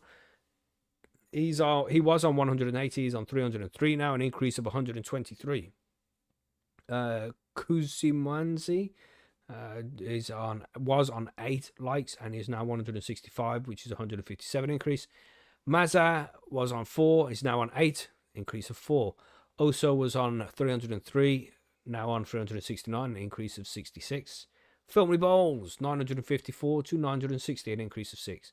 Red Eye was on 25, now he's on 491, an increase of 466. Shoddy Fusion 971 versus 1035, which is 64 increase. Sparky Dave 240, now has 467, 227 increase. Super C got 26,641 likes on the forum, now has 27,603 for 962. Turpopotamus 18,672 likes, and now he has 19,544 for 872 likes. Type 1 Grower was on 1292 and he's in now on 1437, 145 increase. Zinzi D Warrior, I always say that wrong, was on 218 and is now on 788 for 570 increase. And finally, Yorkshire 420 was on 57 and is now on 76, which is an increase of 19. Which means after all of that, Bang Switch is the winner by far, by nearly double, with an increase of 2,740 likes. So Jesus. You win the mug and the seeds and all that stuff, Bang Switch. Wow. Drop me a Congrats. message, bro. Yes. That was long. That was So Jesus. And he So- likes his thumb up, didn't he? Mm-hmm. right? Yeah, man. Did you pull out a calculator for all these, or Oh, did you? Bro, do you get know how fancy? much? Do you know how fucking important ChatGPT is to my life? You know, because He that's used an abacus. a couple of years ago. That's how it would have done. I've had to write down each one, and you know what they have now. And because that's what I did. I got the old list, which I did a couple of weeks ago. I got the new list, which was done a couple of days ago, and threw it all together. And I said to ChatGPT, I got these two lists. One of them is likes from April. The other one is likes from May. Please organize these and tell me how much they started, and put it into one list where it tells me how much they started with, how much they finished with, and what the difference was in between. And it just went ping. There you go, sir. It's like, fuck, you a legend, ChatGPT. you know how much I love you. You know. Right? Macky's over here kissing his screen. You beautiful Mhm. bastard. ChatGPT is it's an incredible tool, man. You know, because I've been doing this whole running a forum thing for like 7 years now, and for the first 5 years there was no ChatGPT, but now over the last Right. couple of years, having this motherfucker around just to do simple things like I would write an article before, and then have to spend hours editing it because you'll look through it once, you'll read through it once, there'd still be fucking mistakes that you've just skipped. So you have to go through it again and Right. again. You have to get somebody else to look at it. Now, I just say to ChatGPT, check for spelling errors in here. Don't change anything unless it's wrong, because sometimes it'll be like, oh, I could word this better. I don't need to word shit better. I'll write better than Yeah. you do. Don't fucking put delve 5 times in the article and shit. You know they're like. So I prefer to write myself. Switching all So I the just tell it twos to also. exactly. You know, only a sadist would do such a thing. But, yeah. So ChatGPT just fixes so many things and just takes it just makes things so much faster. It's a great tool to have, man. I love ChatGPT. But anyway, Very good. there you go. Congratulations Very to good. everybody who won stuff there. Yes. So I've got a whole list of postage to get out. So just waiting for people to get in touch. You know, Okay. I'm still waiting for Grumpus to get in touch to claim his prize from the 420 comps as well.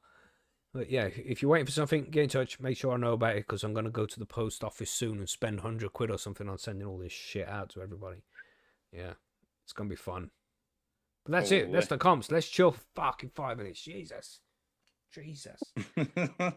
Anybody? Oh, man. We went out on a drive the other day.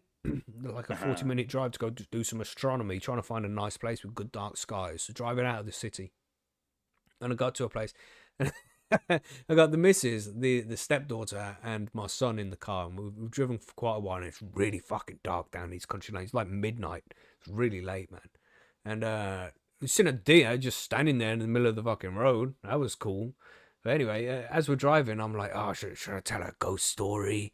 You know, and told some lame-ass ghost story in the car. It was terrible. It's such a terrible ghost story. But, you know, we did some astronomy, and they're just freaked out. You know, the ladies, it's dark. There's nobody around anywhere. Cars driving past now and again, freaking them out. But then when we're getting back in the fucking car, you know, I've loaded up a telescope, put a telescope in the car, got the boy in the car, and the missus got in the car, the daughter got in the car. And then it's like I've closed all the doors. I'm the last one to get in the car. So then I've crouched down and I've snuck around to the other side of the car where the missus and the daughter's sitting, and then I jump and just go, rah, and I bang on the fucking windows.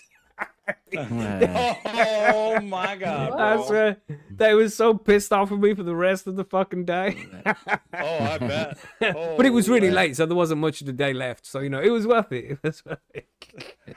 It's worth this jump scare. Oh, they were no terrified, shit. man. They were terrified. Oh, Yeah, I'm a terrible person. oh my god. Yeah. You're the evil person. Yeah. Yeah, that's It's a You've little got to bit stay funny. entertained, man. I drove them out there all the way in the fucking dark for 40 minutes in some random direction, dodgy country lanes. Yeah. Do I not deserve my entertainment too? Huh? I thought you were going out there for your own entertainment to begin with. Well, you did that as well. Yeah. Nothing wrong with extra entertainment. Don't judge. Ah. Margaret's anyway, like, I'd have stabbed him. Yeah, it was really funny. Yeah. probably. Anybody got some funny stories or anything going on interesting this week? No. Sat in the hospital. Stupid kid with a Oh, stupid yeah. broken foot. Yeah, lame. Broken foot. Yeah. Her and her happened? sister decided, you know what? We're going to have a good time, wrestle around a little bit. Adults, Yeah. mind you. Adults, all of drinking age. Oh no. Okay. Wrestle around a little bit. One Okay. picks one up and throws her down and lands on her foot. Boom. 2 snap Oh, no. bones. Oh. No. Yeah. Oh, that sucks. Ouch. Yeah. So that Wow. wasn't awesome. Wow. But they're fixed now. She's got giant pins running through between her toes. Into her Boo. bones. Bionic. Ugh. Hmm. Yeah. Watching a Until, new like, good a month TV when show they go and this pull week. 'em out. Hmm. You know this new TV show by Guy Ritchie called Mobland. Anybody seen that? No, No. but I've heard I of it. highly recommend it, man. I'm enjoying this TV show. I don't enjoy a lot of TV shows because they're all shit, but this one's good. Mm-hmm. Yeah, it's on like episode Okay. 6, and I knew I was going to talk about this today because you know what pisses me off. You know, What? remember back in the 90s where you used to have to wait a week until you saw the next Yeah. episode? That's what this TV show's like, man. I can't see the next It's a- episode till fucking Yeah, a lot of Sunday them are next just, week. Going back to Yeah. that again. A Yeah, lot of lots shows of them are doing that. Like The Last of Us. Who's watching The Last of Us? No, because it's on No, I Apple mean- TV, man. I've been wanting to watch Oh. that for ages, but it's on Apple TV. We have it on Crave up here. We got a whole different thing. All Fuck right. Apple TV. Yeah. Yeah, fuck Apple TV. Fuck Apple products. Fuck Apple. No. Listen. Just I saying. use Apple. Come on. Yeah, Apple's amazing. Suck it. As far as I'm concerned, though, they can all suck it anyway. So there you go. I mean, this That's is right. true, but Yeah. still, I like my Mac. I like do my too. iPhone. I do It's too. just a It's a thing. cult. It's a cult. It is a little bit. Maybe it is. Yeah. Yeah. Yeah. Yeah. I I would used to say be a that. little more enamored with it than I am now. So there's that. Yeah, I used to be an Apple user, and my kids have got iPads and shit, but it's just Yeah. not as good as it used to be. Well, No. exactly, but none of it is. I heard a term for it Mm. recently, when they like it's a lot of with this software as a service stuff too, like your Netflix platforms and all that shit, and it's Yeah. called shitification. Shitification. Yeah, I like I it. can't take credit for it, but the term is basically like you sign up for these programs, these platforms, you buy this tech or whatever, and you're like, this is amazing, and then slowly it just gets worse and worse, Yeah. Mhm. and that's I the get world it. we live in now, where everything's kind of shitty. And Yep. shitification. I think it's Wow. a verb. Yeah. Okay. Oh, you're optimistic this week, there, Margaret. Yeah. Yeah. Oh my gosh. Oh my god. That's Right. awesome. So with that, I think we're ready for the grow guides. Is there anything else to do? Unless anybody got more shit to chat before we move on to that? We haven't heard from Billy. Billy, what's your shit to chat? What's the word, buddy? What's your shit to chat? to chat Nothing show? really. I've been sitting here smoking and enjoying my joint still. 'Cause it's Beautiful. lovely. I mean, that is wonderful. Yeah, exactly. Yeah, man. That's why I'm smoking it because it's wonderful.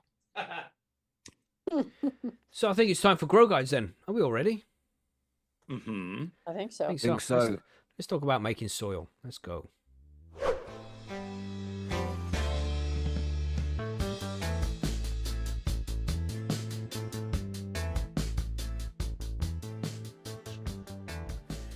So here we are, episode 41. When I was making the thumbnail for this episode earlier, I typed in episode 31 and be like, that's got to be right, isn't it? And then I have a look, and it's 41? We're already 41 Yeah. episodes through this series. Gosh, we've covered so much, man. So much. And everything you That's need right. to know about growing cannabis is right here in this series of episodes, this whole 41. So if anybody does want to learn, if you know somebody who wants to learn how to grow and you're looking for some kind of guide to give them, yeah, man, then send them the link. Drop them on episode 1. Start from there. You can learn everything you need to know. But in this mini series, we're going to be talking about how you can make your own living soil, put it in a raised bed, grow in a raised bed, and use nutrients at home as well, like fully organically. That's what we're aiming with this one. So we discussed making compost and compost last week, and vermicompost/compost last week in worm bins and things like that, because you're going to need some kind of compost to add to the soil that you're building today. So it's better to make your own shit at home, in my opinion. Buy it if you have to, but it's better to make it at home. So you're going to say something there, John? Were you going to freak out about the use of the word compost? Yep, I was. Oh, God yeah. damn it. We're still on that vibe. Switch it up back. Are we still there, really? Yeah. We're not over We had that. a poll on it last week, and we agreed compost. Yeah, I thought we had agreed, and we had Polling to is set it. inaccurate. The poll was binding. Yeah. Yeah. The polling didn't match what I wanted it to say, so I'm saying it was inaccurate. How's that sound? Oh, come on. That's right. Oh, That's right. Democrat. It's a Republican.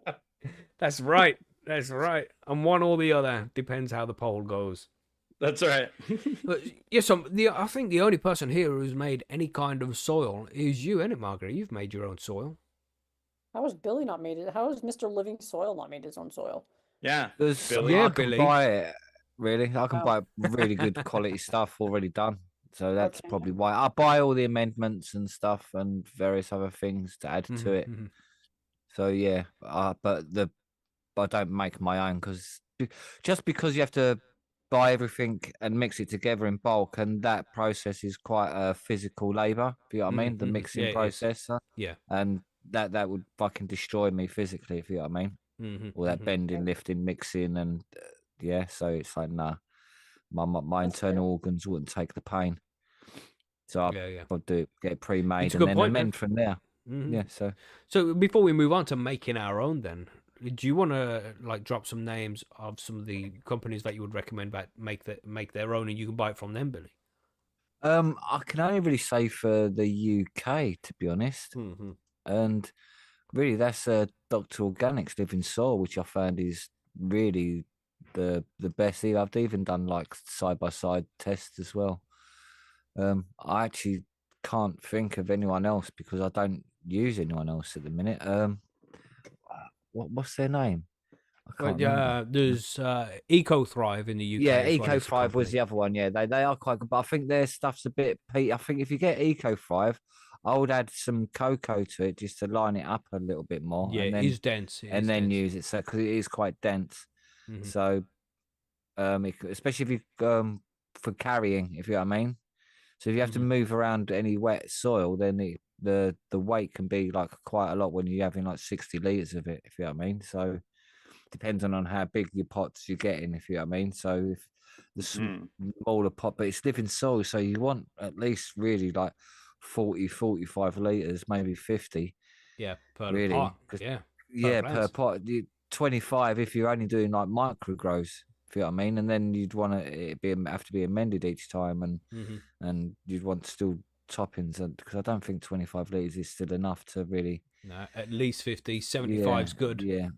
know, Yeah. I them use kind of levels. 65 just because it's about 66 because that's about that weight I can lift. Not too bad at one plant, because I don't have to lift loads, so I don't have to deal with one plant moving it about a little bit at a time, once like 4 or 5 times in its life cycle. So I can manage that just about. So it's like that's why I think the living soil is good to use for the watering only, but it's just the moving it about is the only awkward thing. But with it is the weight of it, because you need so much of it. That's why if you can have one of them large beds, which you don't have to move ever again, if you know what I mean. And that's the plan with So- this series, isn't it? That's what we want people to do. We want to encourage them to try and make a raised bed, but you can put it in separate pots like that as well. 50 liters in each pot is good, And in this guide specifically, where we're talking about living soil, we're going to give you the ingredients you need to make 100 liters of living soil, which is going to be good for 2 plants. But if you want to make more, obviously, just make it in increments of what we're going to tell you over this next episode. Yeah, there are brands out there you can buy, and you got to be careful as well because there's a difference between living soil and super soil. Because living soil has got microbes and all these nutrients. You know, it's a living soil. It's an ecosystem upon itself. And then you can get these things called super soils, which are not living soils. They just are soils that have all of these nutrients and minerals that the plants need already in the soil, and it will consume those over a 12-week period, but it's not necessarily alive. There's not a load of bacteria in there that are gonna feed the plants and work with the plants to create nutrients and things like that. That's a living soil, and that's what we're going to be talking about here, making one of those. Super soil is good, but if you want to go long term and go fully organic and start feeding the soil organic nutrients that you make at home yourself, then yeah, making your own soil, making your own living soil is the way you want to go for. Yeah, man. And it must be a very nice way to grow. I've never done it myself, never made my own soil. Me either. You know, I just don't have the space for it in my garden to do all that kind of stuff. But there's options out there. But Margaret, you've built your own soil before, right? Yeah, I've done it a couple times. Cool. So you want to briefly explain what your process is and how it's all done? Well, basically, I got the recipe because it is just basic. It's like following a recipe. And I got it off of Percy's. And I gathered all my ingredients and I put them in a couple of bins. That's probably not the best way to mix it up because it's a pain in the ass, but that's what I had. And you need to give it some time before you use it, like at least a month, I think, to let it at least quote, 4 weeks. cook. Yeah. Yeah. So you get like your peat moss and compost and some kind of aerator, like a perlite or something like that, and then you add the amendments as well, the nutrient amendments to it. Like kelp is listed here, neem seed. I don't remember buying that before actually, or crab meal or shrimp meal. Yeah, Or the neem seed alfalfa. is good to keep bugs and shit like that away. Apparently, that helps No, keeping nasty bugs away. interesting. Okay. I haven't added that before, but I've done like the fish meal. I think there was the bone meal, the fish. Is that two separate things? Can't remember now. Yeah, fish meal and bone meal a little bit different. I think the fish meal got different potassium in or something. I'm not too sure of the Right. ingredients directly. But it's just, because for 100 liters, like you said, there's the 3 different things you put in, the 40 liters of peat moss. But what's it like in Canada? Do you guys have problems with peat moss now? Because in the UK, they've stopped using peat moss because it's not a renewable resource or something, and they use other really? shit in their soils. It's hard to find peat moss Oh, I don't think nowadays it's in the hard to UK. find. I mean, the last time I bought it, which was probably last summer, you just go to your local Canadian Tire or Home Hardware and Right. get your stuff. Mm-hmm. But I don't remember there being an issue with getting peat moss, but I haven't been this year, so I don't know. Right. Yeah, peat moss can be an issue to find in the UK nowadays, and it's expensive too if you do find it because it's a rare ingredient. So people will tend to use cocoa instead, cocoa coir. Make sure you get the pre-buffered stuff from like a canner or something like that. You can use the bricks if you want to, but make sure you buffer it before you use it. And you want to get 40 liters of either peat moss or cocoa. And then the high quality compost, 30 liters of that, like we spoke about last week. Hopefully you're making your own stuff. You're going to mix that in with the cocoa. And then for the aeration, this is just to help with drainage and get more oxygen into the soil as well. You're going to use perlite or rice hulls. What do you use in yours, Margaret? Did you use perlite or something? I think I did, yeah. It Which seems is to be pretty the best. dusty stuff. Yeah, it's dusty, but with the rice hulls, over time, they get broken down and become available as nutrients to the plants as well, but the perlite doesn't. So, you're going to Yeah, make I think next time I would do something like a rice hull instead as well. Yeah. I think it's just better, more sustainable. But does it ruin it towards the end though? I Like, don't know. or do you have to add more so that you keep that aeration? That's what I would going, is think. my Yeah, do you question, have to add more? Yeah, because the perlite's going to stay in there. It's not going to get broken down. Yeah. But rice hulls will, That's true. especially in the living soil. They will eventually Right. break down, and that's going to affect the aeration. It's getting pretty cheap though, wouldn't it? Perlite's, if I recall, that's pretty heavy as well. Like if you're moving around bags. That's of light perlite. as fuck. No, Perlite. It's no, just like yeah, little it's pieces like of Oh, I'm thinking of styrofoam. something else then. What am I thinking of? I You might be forget. thinking pumice. Pumice. Well, that's pretty light too, but Your pumice is just like a light stone, isn't it? yeah. Yeah. So them 3 different things, 30 liters of those, 30 liters of the high quality compost that you made last week. Well, you didn't make it last week, but from last week's episode, we told you how to make that shit. So once you got a nice pile of that, then 30 liters per 100. But if you're going for the 4x4 tent, because this is what we try and base this whole guide off, is just 4 foot by 4 foot grow tent with 4 plants in it, then you're looking probably 300 liters will cover everything. You want 75 liters in each pot would be great. You know what I mean? So making 300 liters would be ideal if you're in that kind of setup. And like Billy said, 50 liters per plant is good enough. 75 would be fucking great. That would be the best way. But if you're doing a raised bed, go for 400 liters, maybe 500 liters for this shit. We'll talk about raised beds next week. Yeah, it's a lot. Yeah, it's a lot, man. It's a lot to make up. Yeah. So do you want to talk about the ingredients there, Billy? Like, we've got the whole mix there. The peat moss or the cocoa, 40%, and then 30% of the high quality compost, 30% of something for aeration, like perlite or rice hulls or pumice. But there's all these extra little bits you got to add in there. You want to cover those? Well, Margaret just went through some of them, did she? Like the kelp mill and stuff. But a lot of this stuff is available in, I suppose, in different formats, depending where you are in the world, depending on the UK or in America and like Europe as well, I suppose. So like we're saying about the neem seed meal, this is really worth it, sort of thing. Like the crab meal is definitely worth it, and the shrimp meal. Anything fish based, I think, is definitely worth adding to your living soil. The alfalfa meal as well, obviously, because it's just another bonus. If you know what I mean, the rock dust stuff is how very much of each one are you adding as well? Do you want to cover that? Yeah, that's what I'm saying. Because most of it is, but like this does like half a cup, 120 grams per thing. But the alfalfa meal, you only need a smaller bit, which is only going to be 60 grams. See, the fish bone meal, again, that's again 120 grams. So or anything fish based, really, you want like about half a cup in there, pretty much. Same as the gypsum and stuff.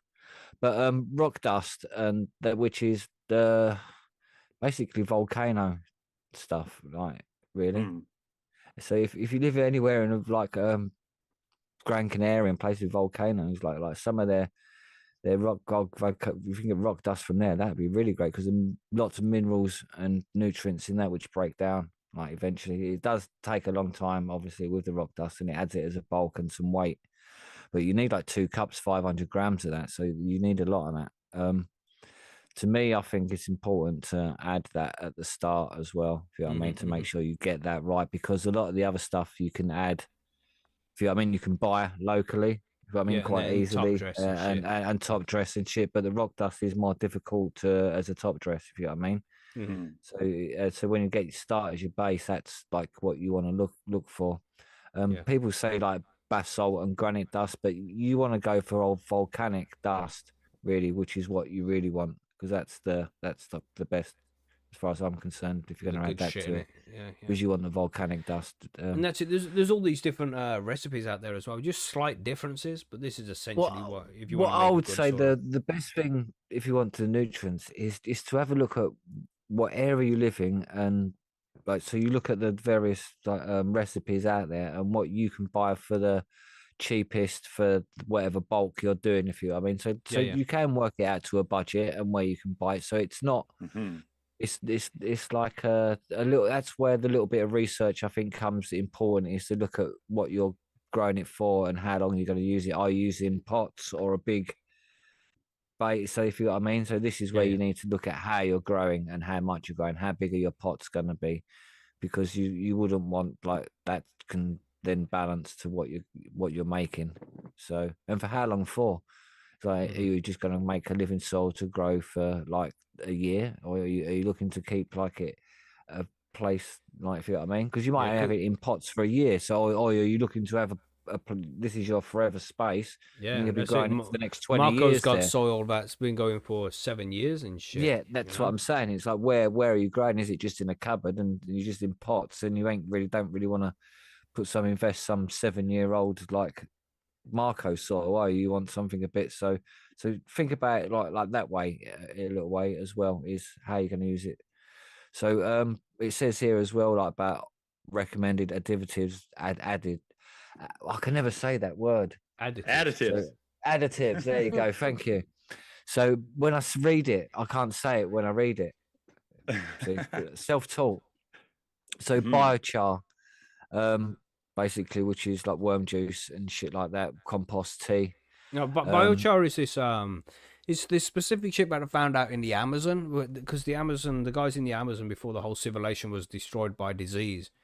They apparently made this, like the Mayans, allegedly the Mayans would create this kind of soil that had biochar in it, and I don't know exactly how to make it. What I think it's like they char wood just on the outside, don't burn it fully, and then put it out and let it simmer with some soil over the top of it, and then let that break down or something. You know what biochar is, John? You know what I'm talking about? No, like it's I've heard about it, but I've never really used it because I don't grow in living soil. But apparently it's really good shit to have in your soil. It helps a lot with microbes and things like that. See, so when you're using it with soil as well, when you first got your seeds and that microcorrosial fungi powder is really cool because it just gives them a big boost, and then so it does give a slight protection to the root as well. Gives it, if you know what I mean, it gives it enough food for it to protect itself to survive and grow a bit more as well. Yeah, it creates like a fungi around the root. Yeah, you want to get a nice balance in it of nutrients and fungi in there and things like that. It takes a lot of research to really set up this proper soil, you know. But it's just a simple recipe. Like Marge says, when you first mix it up, you want to make sure you leave it. Margaret, you want to leave it at least a month, probably 3-4 weeks, and turn it over a good few times as well. Don't just cook it and then leave it sitting there. It's like, no, go back to it all the time, mix it and mix it and mix it. So it's gets rid of any sort of like stenches, and wear masks as well. Always wear a mask when you're mixing your ingredients up, because there's a lot of fine particles, and obviously you don't want to breathe in rock dust particles into your lungs and shit like that. It's called a mask. Just saying. Yeah. All right. It's called a mask. Just how you say it. Yeah. It's not a mask. Like compost, isn't it? There's no R in it, bro. Mask is a mask. Yeah. Mask. You know, it's a mask. That's a north and south thing, that is. That's right. Mask, mate. We speak properly, you don't. That's it. Yeah, exactly. Oh my Jesus! You see, we do it inside the UK as well. It's not just like an international thing. We don't just pick on you, lot. Yeah, exactly. Exactly. That's right. And it means if me and Billy are agreeing, then that's proper English. You know what I'm saying, Billy? Yeah, you go. Yeah, exactly. Oh my! That is definitely open for debate, but we'll leave that alone. I mean, we can put up another poll today. No, I'm not going to put another poll up, John. Jesus, it's called a poll. I can't. Poll. I always say the mycorrhizal or mycorrhizae wrong. I always want to throw an R in there and make it micro. You know what I mean? Oh yeah. And was it? I hate that word so much. Who was it who calls it mycorrhizae? Mycorrhizae. Mycorrhizae? That? Yeah, from the Duke Grow show. Who the fuck was it? Was his name? Scotty? Scotty, that's the one. Yeah, Scotty Real. He calls it mycorrhizae. It's like, you know what I mean. Why change it? It's cool.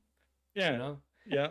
But these are all important things that you need to add to the sauce. So just quickly to run over some of these again, all right? So grab your pen and paper if you want to write these down, everybody, to try and set up your own soil here. You're going to start with 40 liters of cocoa or peat moss, whichever one would you prefer. Then you're going to add 30 liters of that compost that you've been making for a while, you know, that local stuff. If you need to go get your own, then go get your own. That's cool. But it's better to make your own if possible as well. And then for a little bit of aeration, you need 30 liters of perlite, pumice, or rice hulls. Rice hulls is a good option because that's going to break down and give some nutrients to the soil over time. But that also makes it kind of a bad option because you're going to have to replace it at some point. So perlite is also a good option in place of one of those. You decide which one you want to do, whichever's best for you.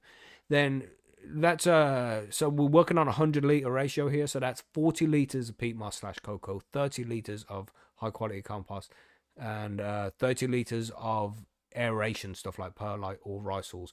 In that 100 liters of stuff, you're going to mix that together a bit. You're going to add this kelp meal, which is half a cup, which is about 120 grams of kelp meal. You're going to need seed meal or karanja meal, half a cup of that as well, 120 grams. Crab meal or shrimp meal, half a cup, again, 120 grams. Alfalfa meal, I think that's just some kind of grass, isn't it? There's a quarter cup for about 60 grams. Fishbone meal, half a cup, 120 grams. And rock dust, basalt, or granite dust, pick one or the other. 2 cups of that for 500 grams. And then gypsum which is like plaster of Paris, really easy to get hold of. Mushrooms love it as well. Half a cup of that, 120 grams. You're gonna mix all that shit together. All right. Yeah, you can also add, like Billy said, you can add the extra bit there, like the biochar. If you made any biochar, add 5 to 10 liters of that if you have that. That's up to you. You know, put some worm castings in there if you wanted to do that as well. And then the mycorrhizae, or the the mycorrhizal fungal powder. You're gonna have to buy that from somewhere, but that just to add that little bit of fungi into your soil as well. That would be nice. You won't need to add very much of that, because that will just grow as time goes on. But definitely add some mycorrhizae as well. With those ingredients, that's a good base for a good soil. And if you get that all set up at those levels, you should be able to grow some decent cannabis plants in there. No extra food added. You can do some top dressing and things like that. But there's not going to be any need for any salt-based nutrients at this point. If it's set up like that, you're just going to be using all natural shit, which we'll go into more detail in the future episodes as well. How to make your own nutrients out of organic stuff. So from this point, let's do some step-by-step instructions then. So Margaret, what'd you say? Step 1. What's the whole idea? You got all your shit. What do you do first? You prep your peat moss. Yes. Step 1, lightly moisten the peat moss with water until it feels like a wrung out sponge. And of course, if you're using prehydrated cocoa, you can skip this step. Yeah. But that's what you want to do. Dampen your peat moss. Is step numero uno. And that field capacity as well, because that's what the moisture inside the soil is called the field capacity. If you pick up a handful of it, give it a squeeze, and you get like a whole lot running out, that's too much water. You want to squeeze it so just a few little drops come out, and that's wet enough at that point. You don't want too much, like a wrung out sponge. Go and practice on a sponge in the kitchen or the bathroom. Pick up the sponge, wet it fully. Give it a squeeze, wring it out, and then wring it out again. You know how much water's coming out of it. You know what a wet sponge should be holding. So that's the kind of consistency you're looking for. So what you do then, Margaret? So the peat moss first. Get the peat moss or the cocoa properly wet. Yeah. Yeah, you do. And then step number 2 is mix your base. So this is in your large container or on a tarp or on a raised bed or whatever. You're going to mix your 40 liters of dampened peat moss, 30 liters of compost, and 30 liters of whatever aeration ingredient that you're using. And then you're going to mix this as thoroughly as you can with shovel, hands, whatever you happen to have on hand. Yeah. I've done this before with, when I was growing organically. I re-amended my soil in the bathtub because I didn't want to go out in my back garden because I've got no plants in the back garden and shit. And I'm just out there mixing 200 liters of soil. Well, what's he doing with that? So I can't do that. I had to do it in the bath. I cleaned up the bath. Filled all that shit up. Sorry, Billy, the bath. I had to. It's a bath. Yeah, it's definitely bath. But bath, mate. He was right, bath. Yeah, well, I piled all my soil in there, then just added a load of chicken manure pellets over the top, some fish blood and bone and all that kind of shit, and then I'm just there by hand mixing it round and round. God damn! Wonder why I got. Did you do that when the wife was gone? Well, she was out. Like, what are you doing? She was out, but she came back and she saw what I was doing, and she wasn't happy. Let's just say she wasn't happy. Yeah, right. That's what I'm saying. Just leave it at that, But it's like, what am I supposed to do? Shit. I needed to re-amend the soil. I wanted to mix it in there. Wow. You know what else I was supposed to do? Don't judge. Oh, that's right. Run out of options. I'm not judging you. That's right. I'm just thinking about what the wife is saying when she walks in on that. Just loses it. That'd be great. So once that's all added together, you add in the next shit, Margaret, I assume? Yeah. Yeah, then you're going to add your nutrient amendments. You're just going to sprinkle them on the top, evenly across the surface, and then you're going to mix them deeper into your soil so they can be as thoroughly distributed throughout as possible. Damn. Mission as well. That mixing has to be done. Don't just mix it a little bit, everybody. That's a bit of a pain in the butt. Yeah. It's good if you can get it outside and use the shovel to do it like that. Try not to do it in the bathtub, but if you have to do it, you got to do what you got to do, man. All right? You got to do what you got to do. If the bathtub's the option, the bathtub's the option. That's the way it has to be. Just make sure you properly clean up after yourself because, Yeah, cleanup for that seems like it's more trouble than it's worth, personally. I did my notes. No, I don't. It wasn't so bad. The missus did it. It wasn't bad. Oh, No, she didn't really. I'm boo. taking the piss, you know. Boo. If you start Yeah. a job, you gotta finish it. Yeah, in that's my right. opinion. That's right. So yeah. Goddamn, whole bath full of fucking soil. Jesus, that. I'd be, if I Just came in home there to like a that, mad and you're like, scientist. you can clean it up now, I'd be like, fuck off. It's Exactly real what hard I to would say. properly mix it like that as well. You don't have a lot of room, you know. And you're trying not to spill it at the same time. You don't want it all over the floor. God damn, that was a mission. I highly recommend against it. All right, everybody. If you do have another option, roll with the other option. But if it's the only option you have, it's the only option Listen, you have. At least you weren't in the living room with a tarp spread out doing Well, it that's there. I should have said that would to her. have. I should have said that. Like, look, at least I'm not in the living room. At least it's not on the bed. You know. Old concrete mixer. Oh, Yeah, man. that if you got one of those, Actually, that works. I've heard of people doing that, or getting some kind of thing where you can like roll barrels. A tumbler. Yeah. Tumbler, Yeah, yeah. tumbler. Mhm. Yeah. Yeah. You Yeah, gotta man, be pretty serious about your soil making though to go that far, but That's it, isn't it? Yeah. it would yeah. make it a lot easier. Red Eye says, Macky, were you tempted to get in? I'd be lying if I said no. You know. Oh, but I didn't. I didn't want to mess up the soil. You know. Right. You know, put some funky Mess up your soil bacteria with in there. what? So. Oh, I see. You know what I Right. mean? Get in there. There's loads of my skin cells now. You know? Macky stank ass in his soil, smoking Macky stank ass weed. Know what I'm saying, Jesus. what's the extra bacteria you have in there? Well, that's a secret ingredient, I'm afraid. You know. Yeah. But yeah, if you do have a cement mixer, then that's definitely the fucking best way to go. But if you got one of them just laying around your garage, Maybe. probably not. You know, Garage? Yeah. Cool. Garage, Gosh, mate. what are we devolving Fucking into? Oh my House god. and garage. Yeah, garage. I'm Garage. just- It hasn't got an R in it, Margaret. Well, it has, but not in the end. Yeah, wait, yeah, what? It certainly does have an R in it. But yeah, on If the it's got an garage, R where we in go, it, you "Ruh." don't say it. If it ain't, you do. You see? Gosh. That's how English works. We're turning into such grammar Nazis on this show. What's going on? But yes, so once you've got all that shit combined together, mix it up in whichever way you can, and the longer you mix it up for, the better. You want it, you don't want any heavy pockets of like, oh, there's a big clump of kelp meal over here, because you want it to be well dispersed amongst everywhere. So it's available everywhere. So bear that in mind. Make sure it gets a good mix. Don't be lazy with this shit. That's all your Right, so little That's probably the tiller. most important step, honestly. Well, mixing it. So you want to talk about adding the moisture there? I mean, we're talking about moisture here, so that's gonna be Billy. Moist. You know, Whoa. what are you saying, Billy? It's moist. So basically, Jesus yeah. Shit. Jesus Christ. You want to give it a good moisturing. I mean, watering. So yeah, you can make it nice and damp. Give it a good mixture, but get your hands in it as well, if you get what I mean. Like you want to try and mix, get it in between your fingers, if you know what I mean, as well. Mhm, So mhm. like play with the soil, man, because this is what's going to give your life to your plant. So treat it as best as you can at the start. Mix it by hand, some of it after you've watered it for a little bit, because just get off.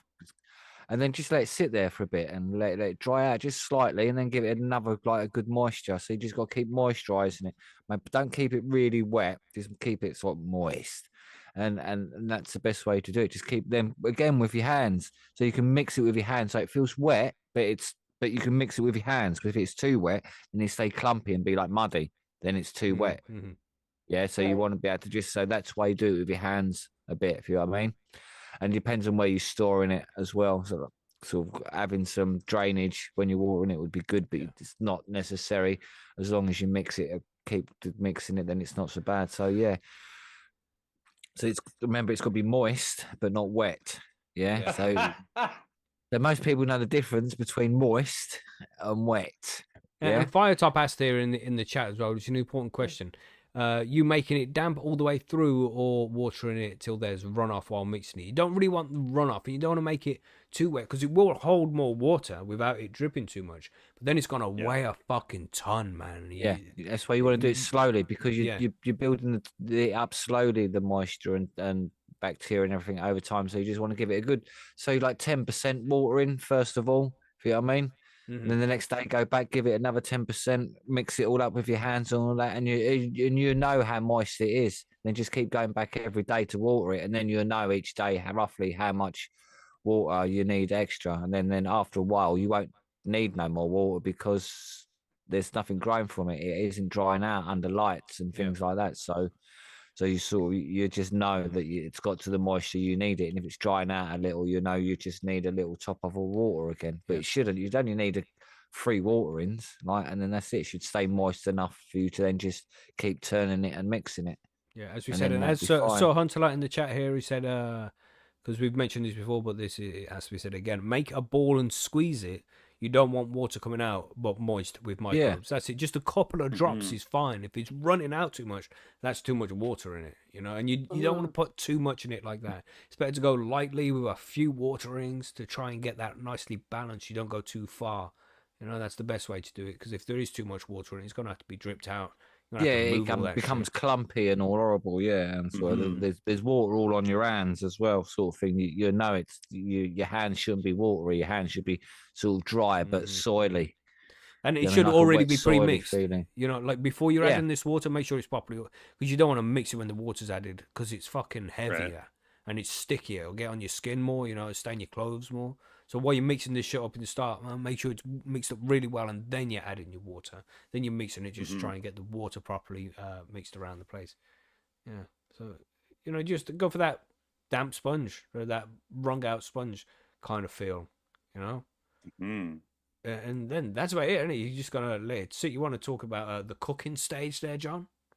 Yeah, so we're going to activate this soil. Can I just say that shouldn't Margaret really talk about the cooking stage? But still, I mean, because she's the edibles expert, of course. Yeah. Not because she's a lady, obviously. Not no misogynistic. Not being fucking sexist, are you, Billy? Jesus. Yeah, no. Jesus. Not this moment in time, anyway. Okay. I understand the humor that was used right now, but John, go ahead. Okay, fantastic. Okay, so we're going to want to store the mixed soil in a large tote, a trash can, a raised bed, or on a tarp, just not in your living room. Or the bath. You're going to want to cover, or the bath. Yeah, or the bath. Bath. Or the bath. That's right. You want to cover it so it can breathe. So you don't want to you don't want to put the lid on it if it's in a tote or a trash can. Just cover it with something. I don't know what I would use. Probably like a cloth, maybe. Any something kind of cloth, aerated. Yeah, like a kitchen cloth, you know what I mean? Like an old dish towel or something like that. Old towel, That'd yeah. be good. Yeah. Old beach towel. Well, even a tarp. You can use a tarp over the top. Just don't seal it around the edges. Just stones in the corners or something. I suppose, you can just so air can get in and out. That's what you want. And then we're gonna let her sit for 3 to 4 weeks before you plant it or plant in it. And you're gonna want to turn and mix it once a week to aerate it and keep it active. So you don't want to just let it sit. After you cover it and everything, you want to go back to it. Mix it up every once in a while. Keep it going. That's right, man. Or stab it with the stick, that Margaret stick. Whoa, stabs the fucking compost. Kill it. Sorry. It's therapeutic. I've been to London recently. I'm on the vibe. Highly recommend. Oh shit. But yeah, that whole cooking stage is important as well. Just that, I suppose you can use it straight away, but you're trying to get the best out of it as possible. And all these ingredients that you've had, it need a little bit of time to break down and properly disperse amongst the soil.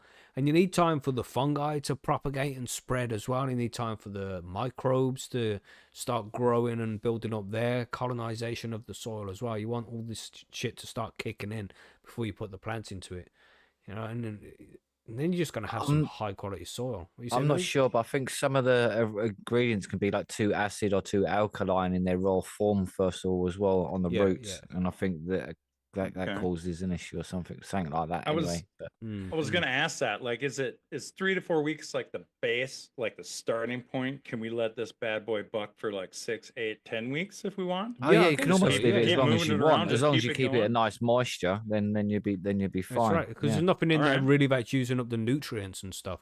Right. It's just sitting there and it's dispersing more and becoming more plant available as the microbes break it down. Right. Okay. How long did you leave yours, Margaret? About a month. Probably actually a bit more than a month, but yeah. Okay. I just made it ahead of when I would need it. So.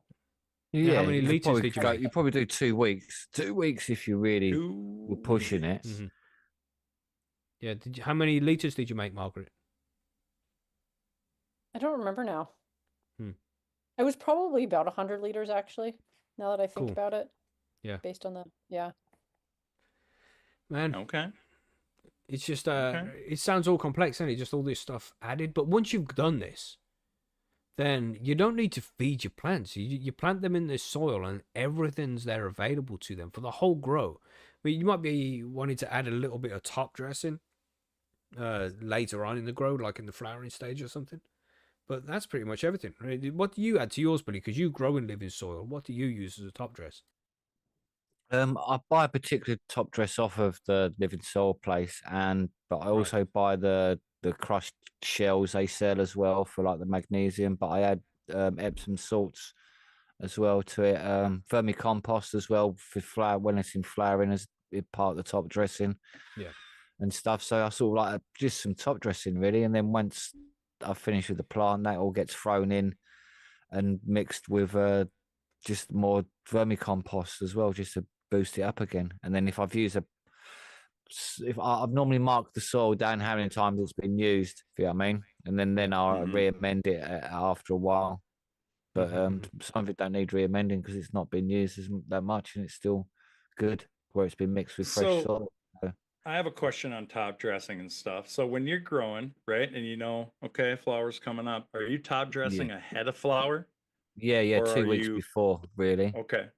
So it's got enough time to break down and get to it. So I top dress. Well, as soon as I flip it, then it gets some top dress.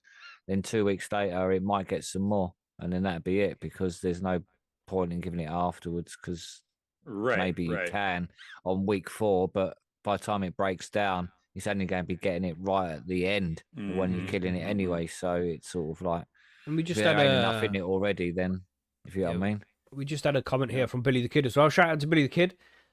He just said, seems a lot of time, effort, and costs, but if your hobby is the garden and small size, maybe it's good.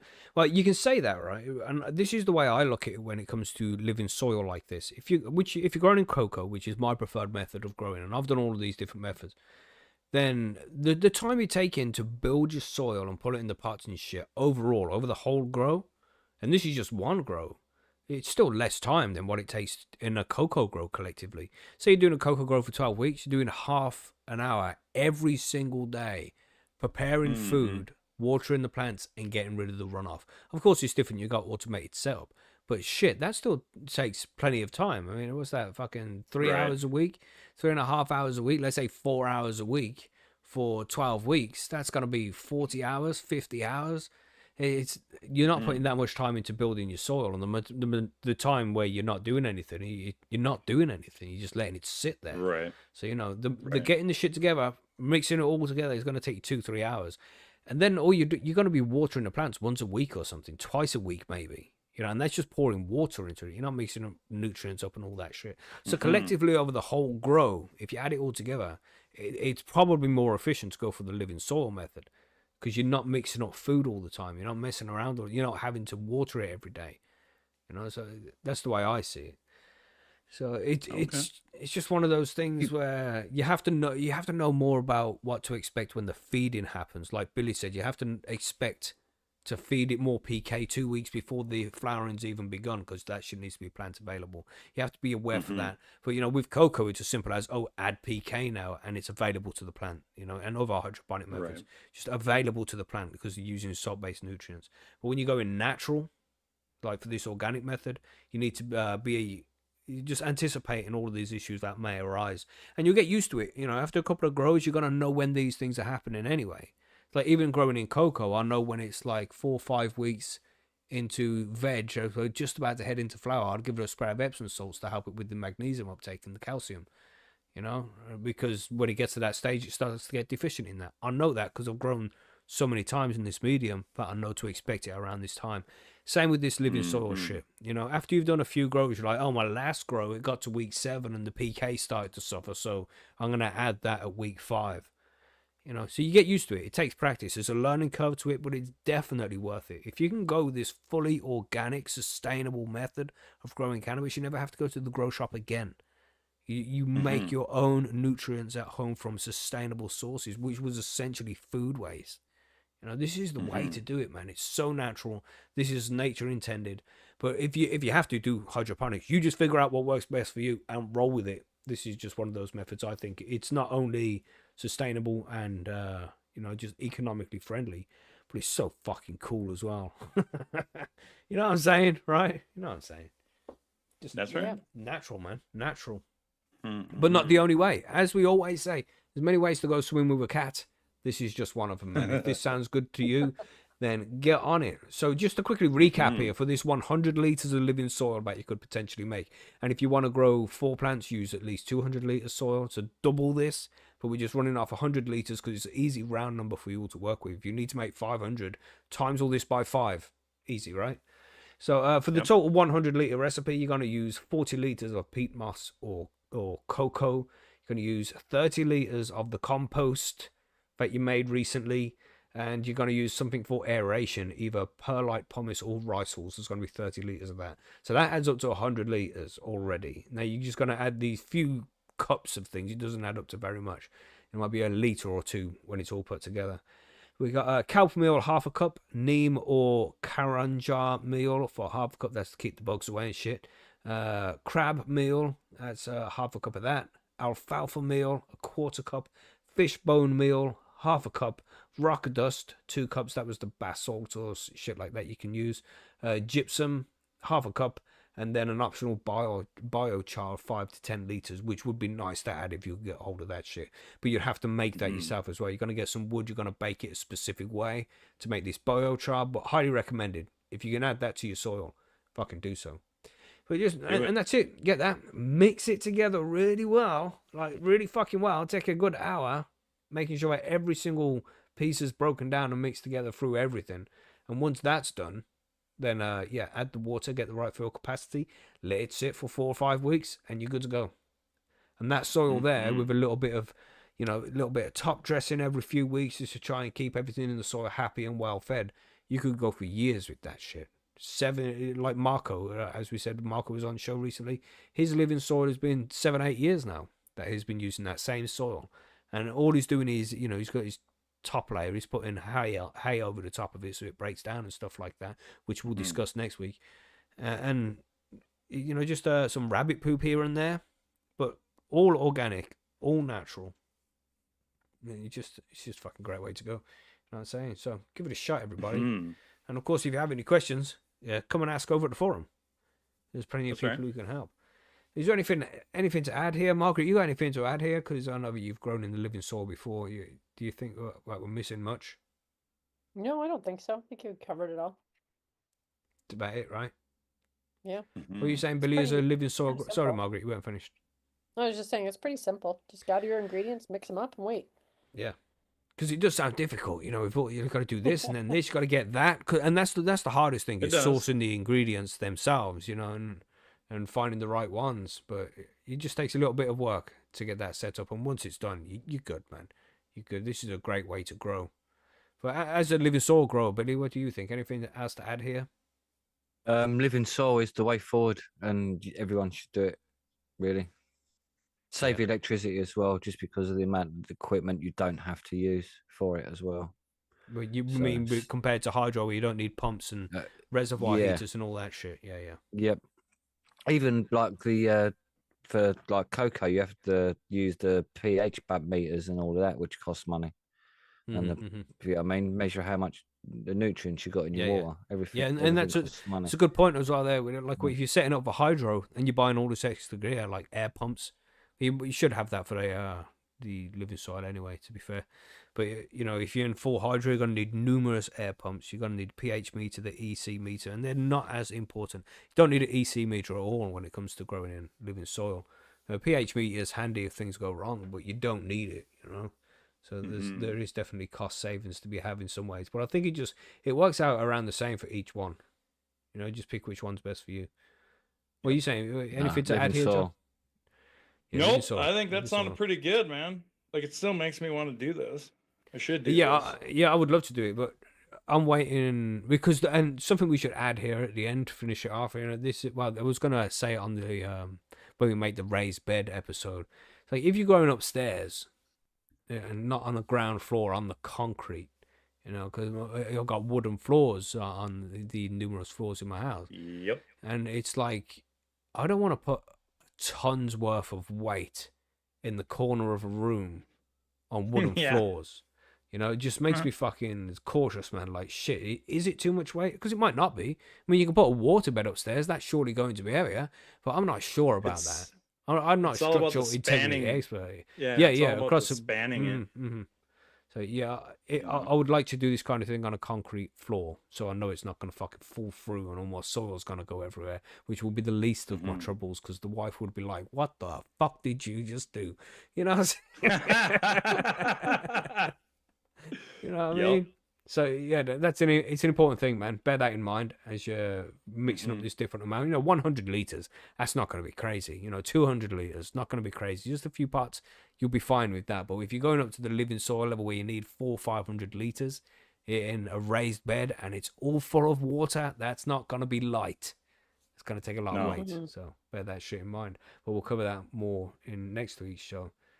You know, but yeah, great way to grow. Anything else to add? Right. I think we're good. Nope. You said your piece, John. Anything to add? Yep, we're golden. Sweet then. Let's do some listener mail. We just got a couple of questions to get to. Let's go. So we have on Bang Switch. I'm planning an outdoor grow. I'm planting 4 female photos and 4 autos.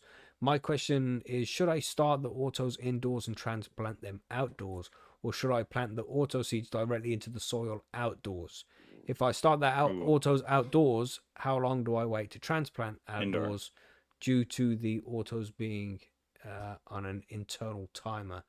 Right, so lots going in. What are you saying there, John? You was adding stuff there. Well, I mean, I would start them indoor myself. I mean, unless you have a good greenhouse, right, where you can keep stuff out. But like I would start, I started mine indoors and transplanted them outdoor or outside. Yeah, probably by week 3, I had mine outside. Yeah, I would go for, after just a couple of weeks. Yeah, I'd go for week 2. You know, it depends on what the conditions are like outside, and if it's still cold and frosty, then you don't want to go out there. But if it's already nice weather, already good in summer, a couple of weeks, man, get that shit done, and get it planted outside. I mean, and are you trying to do 2 or just 1 for the autos? You know what I mean? What do you mean, just 2 or just 1? Like, is he trying to do 2 runs through the summer, or is he trying to just do 1? Well, I think right now he's just mentioning 1 run, and he's got the 4 photos as well. So I would be treating them just like the photos, mate. When you're planting the photos out, plant the autos out as well. Yeah. You know? Well, you say, Margaret, you've grown some outdoors of the last season, didn't you? What did you do? And I've started mine indoors right now too. Nice. How long do you keep them indoors before they go out there? Well, I probably can't really plant them until the end of May. Because there's the risk of frost. You have to watch for the risk of frost. So you have to wait until after. Usually they recommend after the May long weekend. It's usually the 3rd week of May. Memorial Day. Well, that's crazy. How you getting frost that late? That's mad. I know you don't, Margaret, but it's the same time. Yeah, it is Florida. We call it May 2-4. May 2-4, yeah? Yeah. Even though it doesn't actually fall on the 24th of May, but 2-4 is what we call a case of beer up here. Yep. And that's just what stuck. So May 2-4 weekend. So yeah. Yeah. What are you saying, Billy? What do you do with yours? What do you mean? Like if you was well, yeah, because you don't do outdoor plants. But if you were going to plant some outside, if I was doing that, I'd make sure I'd just do them at the same time, but keep the autos like at the front as such, so they're getting all the sun, because they're going to be flowering well before the others. So you'd want the full sun on your autos, because then they're going to be chopped, and then the other plant to get the full sun if there's in shade. So make sure the autos are not shaded out by the other ones growing, really. Yeah, he also asked about the timer there, like how long it should be. You know, just need to worry about the internal timer shit, and I wouldn't worry about it. Yeah, no, it's just the frost, really. So with your autos, beginning of June, it'd be fine. I mean, I think what he's going with there is he's worried about them starting to flower if he keeps them in too long, maybe. Or just being not strong enough outside because of the wind blowing and damage, or just so they're just protected at the early. I was thinking, but no, just if you want to keep them protected, just put a net sort of away, so that it's like some reflection from the sort of wind. So just put a Right. net like a foot or so away. You know what I mean? Like a green net, what's aerated net. Yeah, man. I think the sooner you get them out there, the So better. Too direct soon, wind off of and it. it's gonna Yeah. be not only will it be too cold and too windy for these really young plants, but they're more likely to Mhm. be eaten by slugs and birds and deer and shit like that when they're really small. So you want to wait until they're a Right. decent size before you plant them out, just so they've got a better chance. See, and like, you know. my thought is too, like this year when I put out autos, I think I'm gonna wait longer though, Okay. so that I can get more sun to the autos instead of Right. them finishing off at half sun. You know what I mean? Yeah, yeah. Right. Yeah, man. It depends But where you that's are in the me. world and shit. So yeah, it all makes a difference, Right. man. It all makes a Yeah. difference. Well, yeah, good question there. Good question, because it's that time of year where Experiment. people are. Yeah, well, Two, £5 two, a two, seed. do two, in it, two You don't wanna inside, two experiment too much. outside, and then you know what it is next year. If you know what I mean? Right. Mm. Experiment Mhm. this year, then next year you know if it's better whether to put them straight in outdoor or keep them indoor. Yeah, man. I think it's case when you know, you'll know. When you're outside and you say, "Oh, this is a lovely day," your plants should be out there. You know what I mean? And the plants will fucking love it. So if you're already at that Mhm. point, start planting things outside. You know, unless you get really Right. lucky, you get one of them late frosts, but that's not likely to happen. But it depends where you are again. You know, depends. It could happen here. So it would be crazy to think of right now in the UK any frost happening. That would be shit. But you know, stranger things have happened. What can you do? Mhm. We got from Red Eye Okay. here. We've got another question, and this one I think you can help with, Billy. Does pressing keef for rosin require different pressure or heat compared to pressing flour? You think about that, Billy? Not really, to be honest. If you, I mean, the amount of pressure is the same because you want like a full press on it eventually. It's just that the kif obviously takes more. It's flatter because it's already been flattened. If you know what I mean. So if Mhm. you have 7 grams of kif to 7 grams of flour, then like the flour's gonna press together more and have a little gap, but the kif's gonna be like real close press. So it's depending on how you're doing it and what filter bags you're using, because it has like a U, if you know what I mean, like the U value of the bag, the filter you're using. So not really. It's probably the time, how long you would press it for would be the difference. I'm not really an expert. I haven't pressed too much, so I'd have a look at some of the YouTube videos, but not really. It's more of a hit and miss, to be honest, with pressing. Right. So yeah, it's difficult to explain really, but not really. From my experience of what I've pressed, I would say not too much, Just especially how pressure, much because pressure do you put on it? all of it. If you know what I mean. So, but with Well, yeah, but flour, do you it's know how many gradual. tons that is? Yeah, 4 tons or 8 tons, depends on how many tons your press is. How All much of is it. your press? It's a 4 ton press. Right. So like, Ole. yeah, you'd want to use like a proper 4 ton press really on it at least if you're going to be doing rosin. Any lower than that, and you ain't really getting enough pressure on it to then, and time as well in it. So So what you're saying about it's temperature? so temperature and time, isn't it? So it's like a lower temperature for a longer time can pull out different results with your kif to then using the flour, or you can What be a temperature higher. are you rolling at? Um, it depends. I do about like, well, I don't know, to be honest, because I look online and check for the temperature charts online when I do it, and then decide how long from that. If you know Right. what I mean? Mhm. So there is no magic number. If you know what I mean, that's the problem with pressing. So but the pressure is all the pressure because you want the kif pressed as hard as it can. If you know what I mean? Mhm. Because it's already been ground down to dust. So you want it full 4, 8, 16 ton press on it. And then but it depends on how much you're doing at once as well. If you know what I mean? Mhm. Obviously, Mhm. like, yeah, if you're doing a small quantity or a large quantity, then it's a slightly different. That's If you know crazy. what I mean? So it's a real. I don't know. It's hard to explain because it's just personal to each plant and each kif. Everyone, that's the problem people have with it, with Yeah, yeah. pressing. There is no like magic number. Like with vaping, there's a magic number to vape at. Really, if you know what I mean. Yeah, yeah. To get your terpenes off, there isn't no magic number when you're pressing for rosin. So it's you have to get used to what kiff you've got from what plant. But I would really say the higher 4 to 8 ton pressure is probably what you at least want on it. So don't use like your fucking tongs and all that on it. You want a proper heat press, really, if you're gonna use that sort of style of things. So, Jesus, yeah. it's a good answer. What do you think, Margaret? You got anything to add to that one? No. No, not me. Me either. I got nothing. That's right. Nothing. Also, just to add, it's like, why are you pressing your kiff into? It's like why didn't you not turn it into like a hash, and just add it? Unless you don't smoke blunts or vape at all. If you know what I mean? Because if you don't smoke blunts, then you can vape your hash. If you know what I mean? So what you say was better to just turn the kiff into hash. Yeah, I'll just make it into all hash, heat press it into hash, like a short press. Like, so you'd hash it up rather than press it into a rosin dab, because I think that you've already concentrated. Why do you want to concentrate again? Sort of like it's because if you're going to do concentrate, you might as well concentrate the rosin straight from flour, if you know what I mean, because you're pressing it and it's yeah.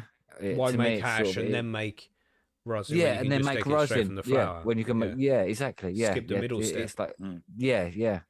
You understand? So you've got a product already in your hands which you can make some lovely hash from. If you've got some flour, then you can make some rosin from the flour. So like, it's why do you want to make a product you can't ever get again? You know what I mean? So that's my good answer. anyway. Yeah, I hope that helps there, Red Eye. I think it was a good answer. And of course, Billy is over on the forum, and so is Red Eye. So if you got any more questions, Billy sounds like the guy to go to for this one. That's all the questions we have. Any more questions? I don't think so. Sounds good. Any in the chat? Any questions, Margaret? You think we No, I can't see nothing there. Oh, I'm good. Satisfied. Feels complete. Yeah, sounds good. And of course, if you do have any questions, any concerns, if you're doing this living soil building and you're unsure what to do, then just start a trade over on percysgrowroom.com and we'll help you out over there. Always sounds like a plan. Don't forget, it's free as well. It's free. So that's it. Free. Get over there. Sign up. Free. Let's go to the outro. That's right. Let's do it. Okay.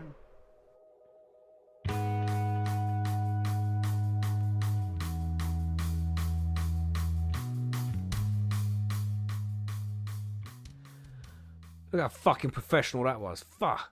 That's That's beautiful. so fucking professional. Nailed it. Gosh. As if Viking we've done this brought before. something up earlier. Do you Okay. have a plant of the month to talk about? Oh, yeah, that's because Viking won Plant of the Month. He just wants to talk about it because Viking won. That son of a bitch. Fuck that guy. yeah. Now, you What? attention-seeking bastard.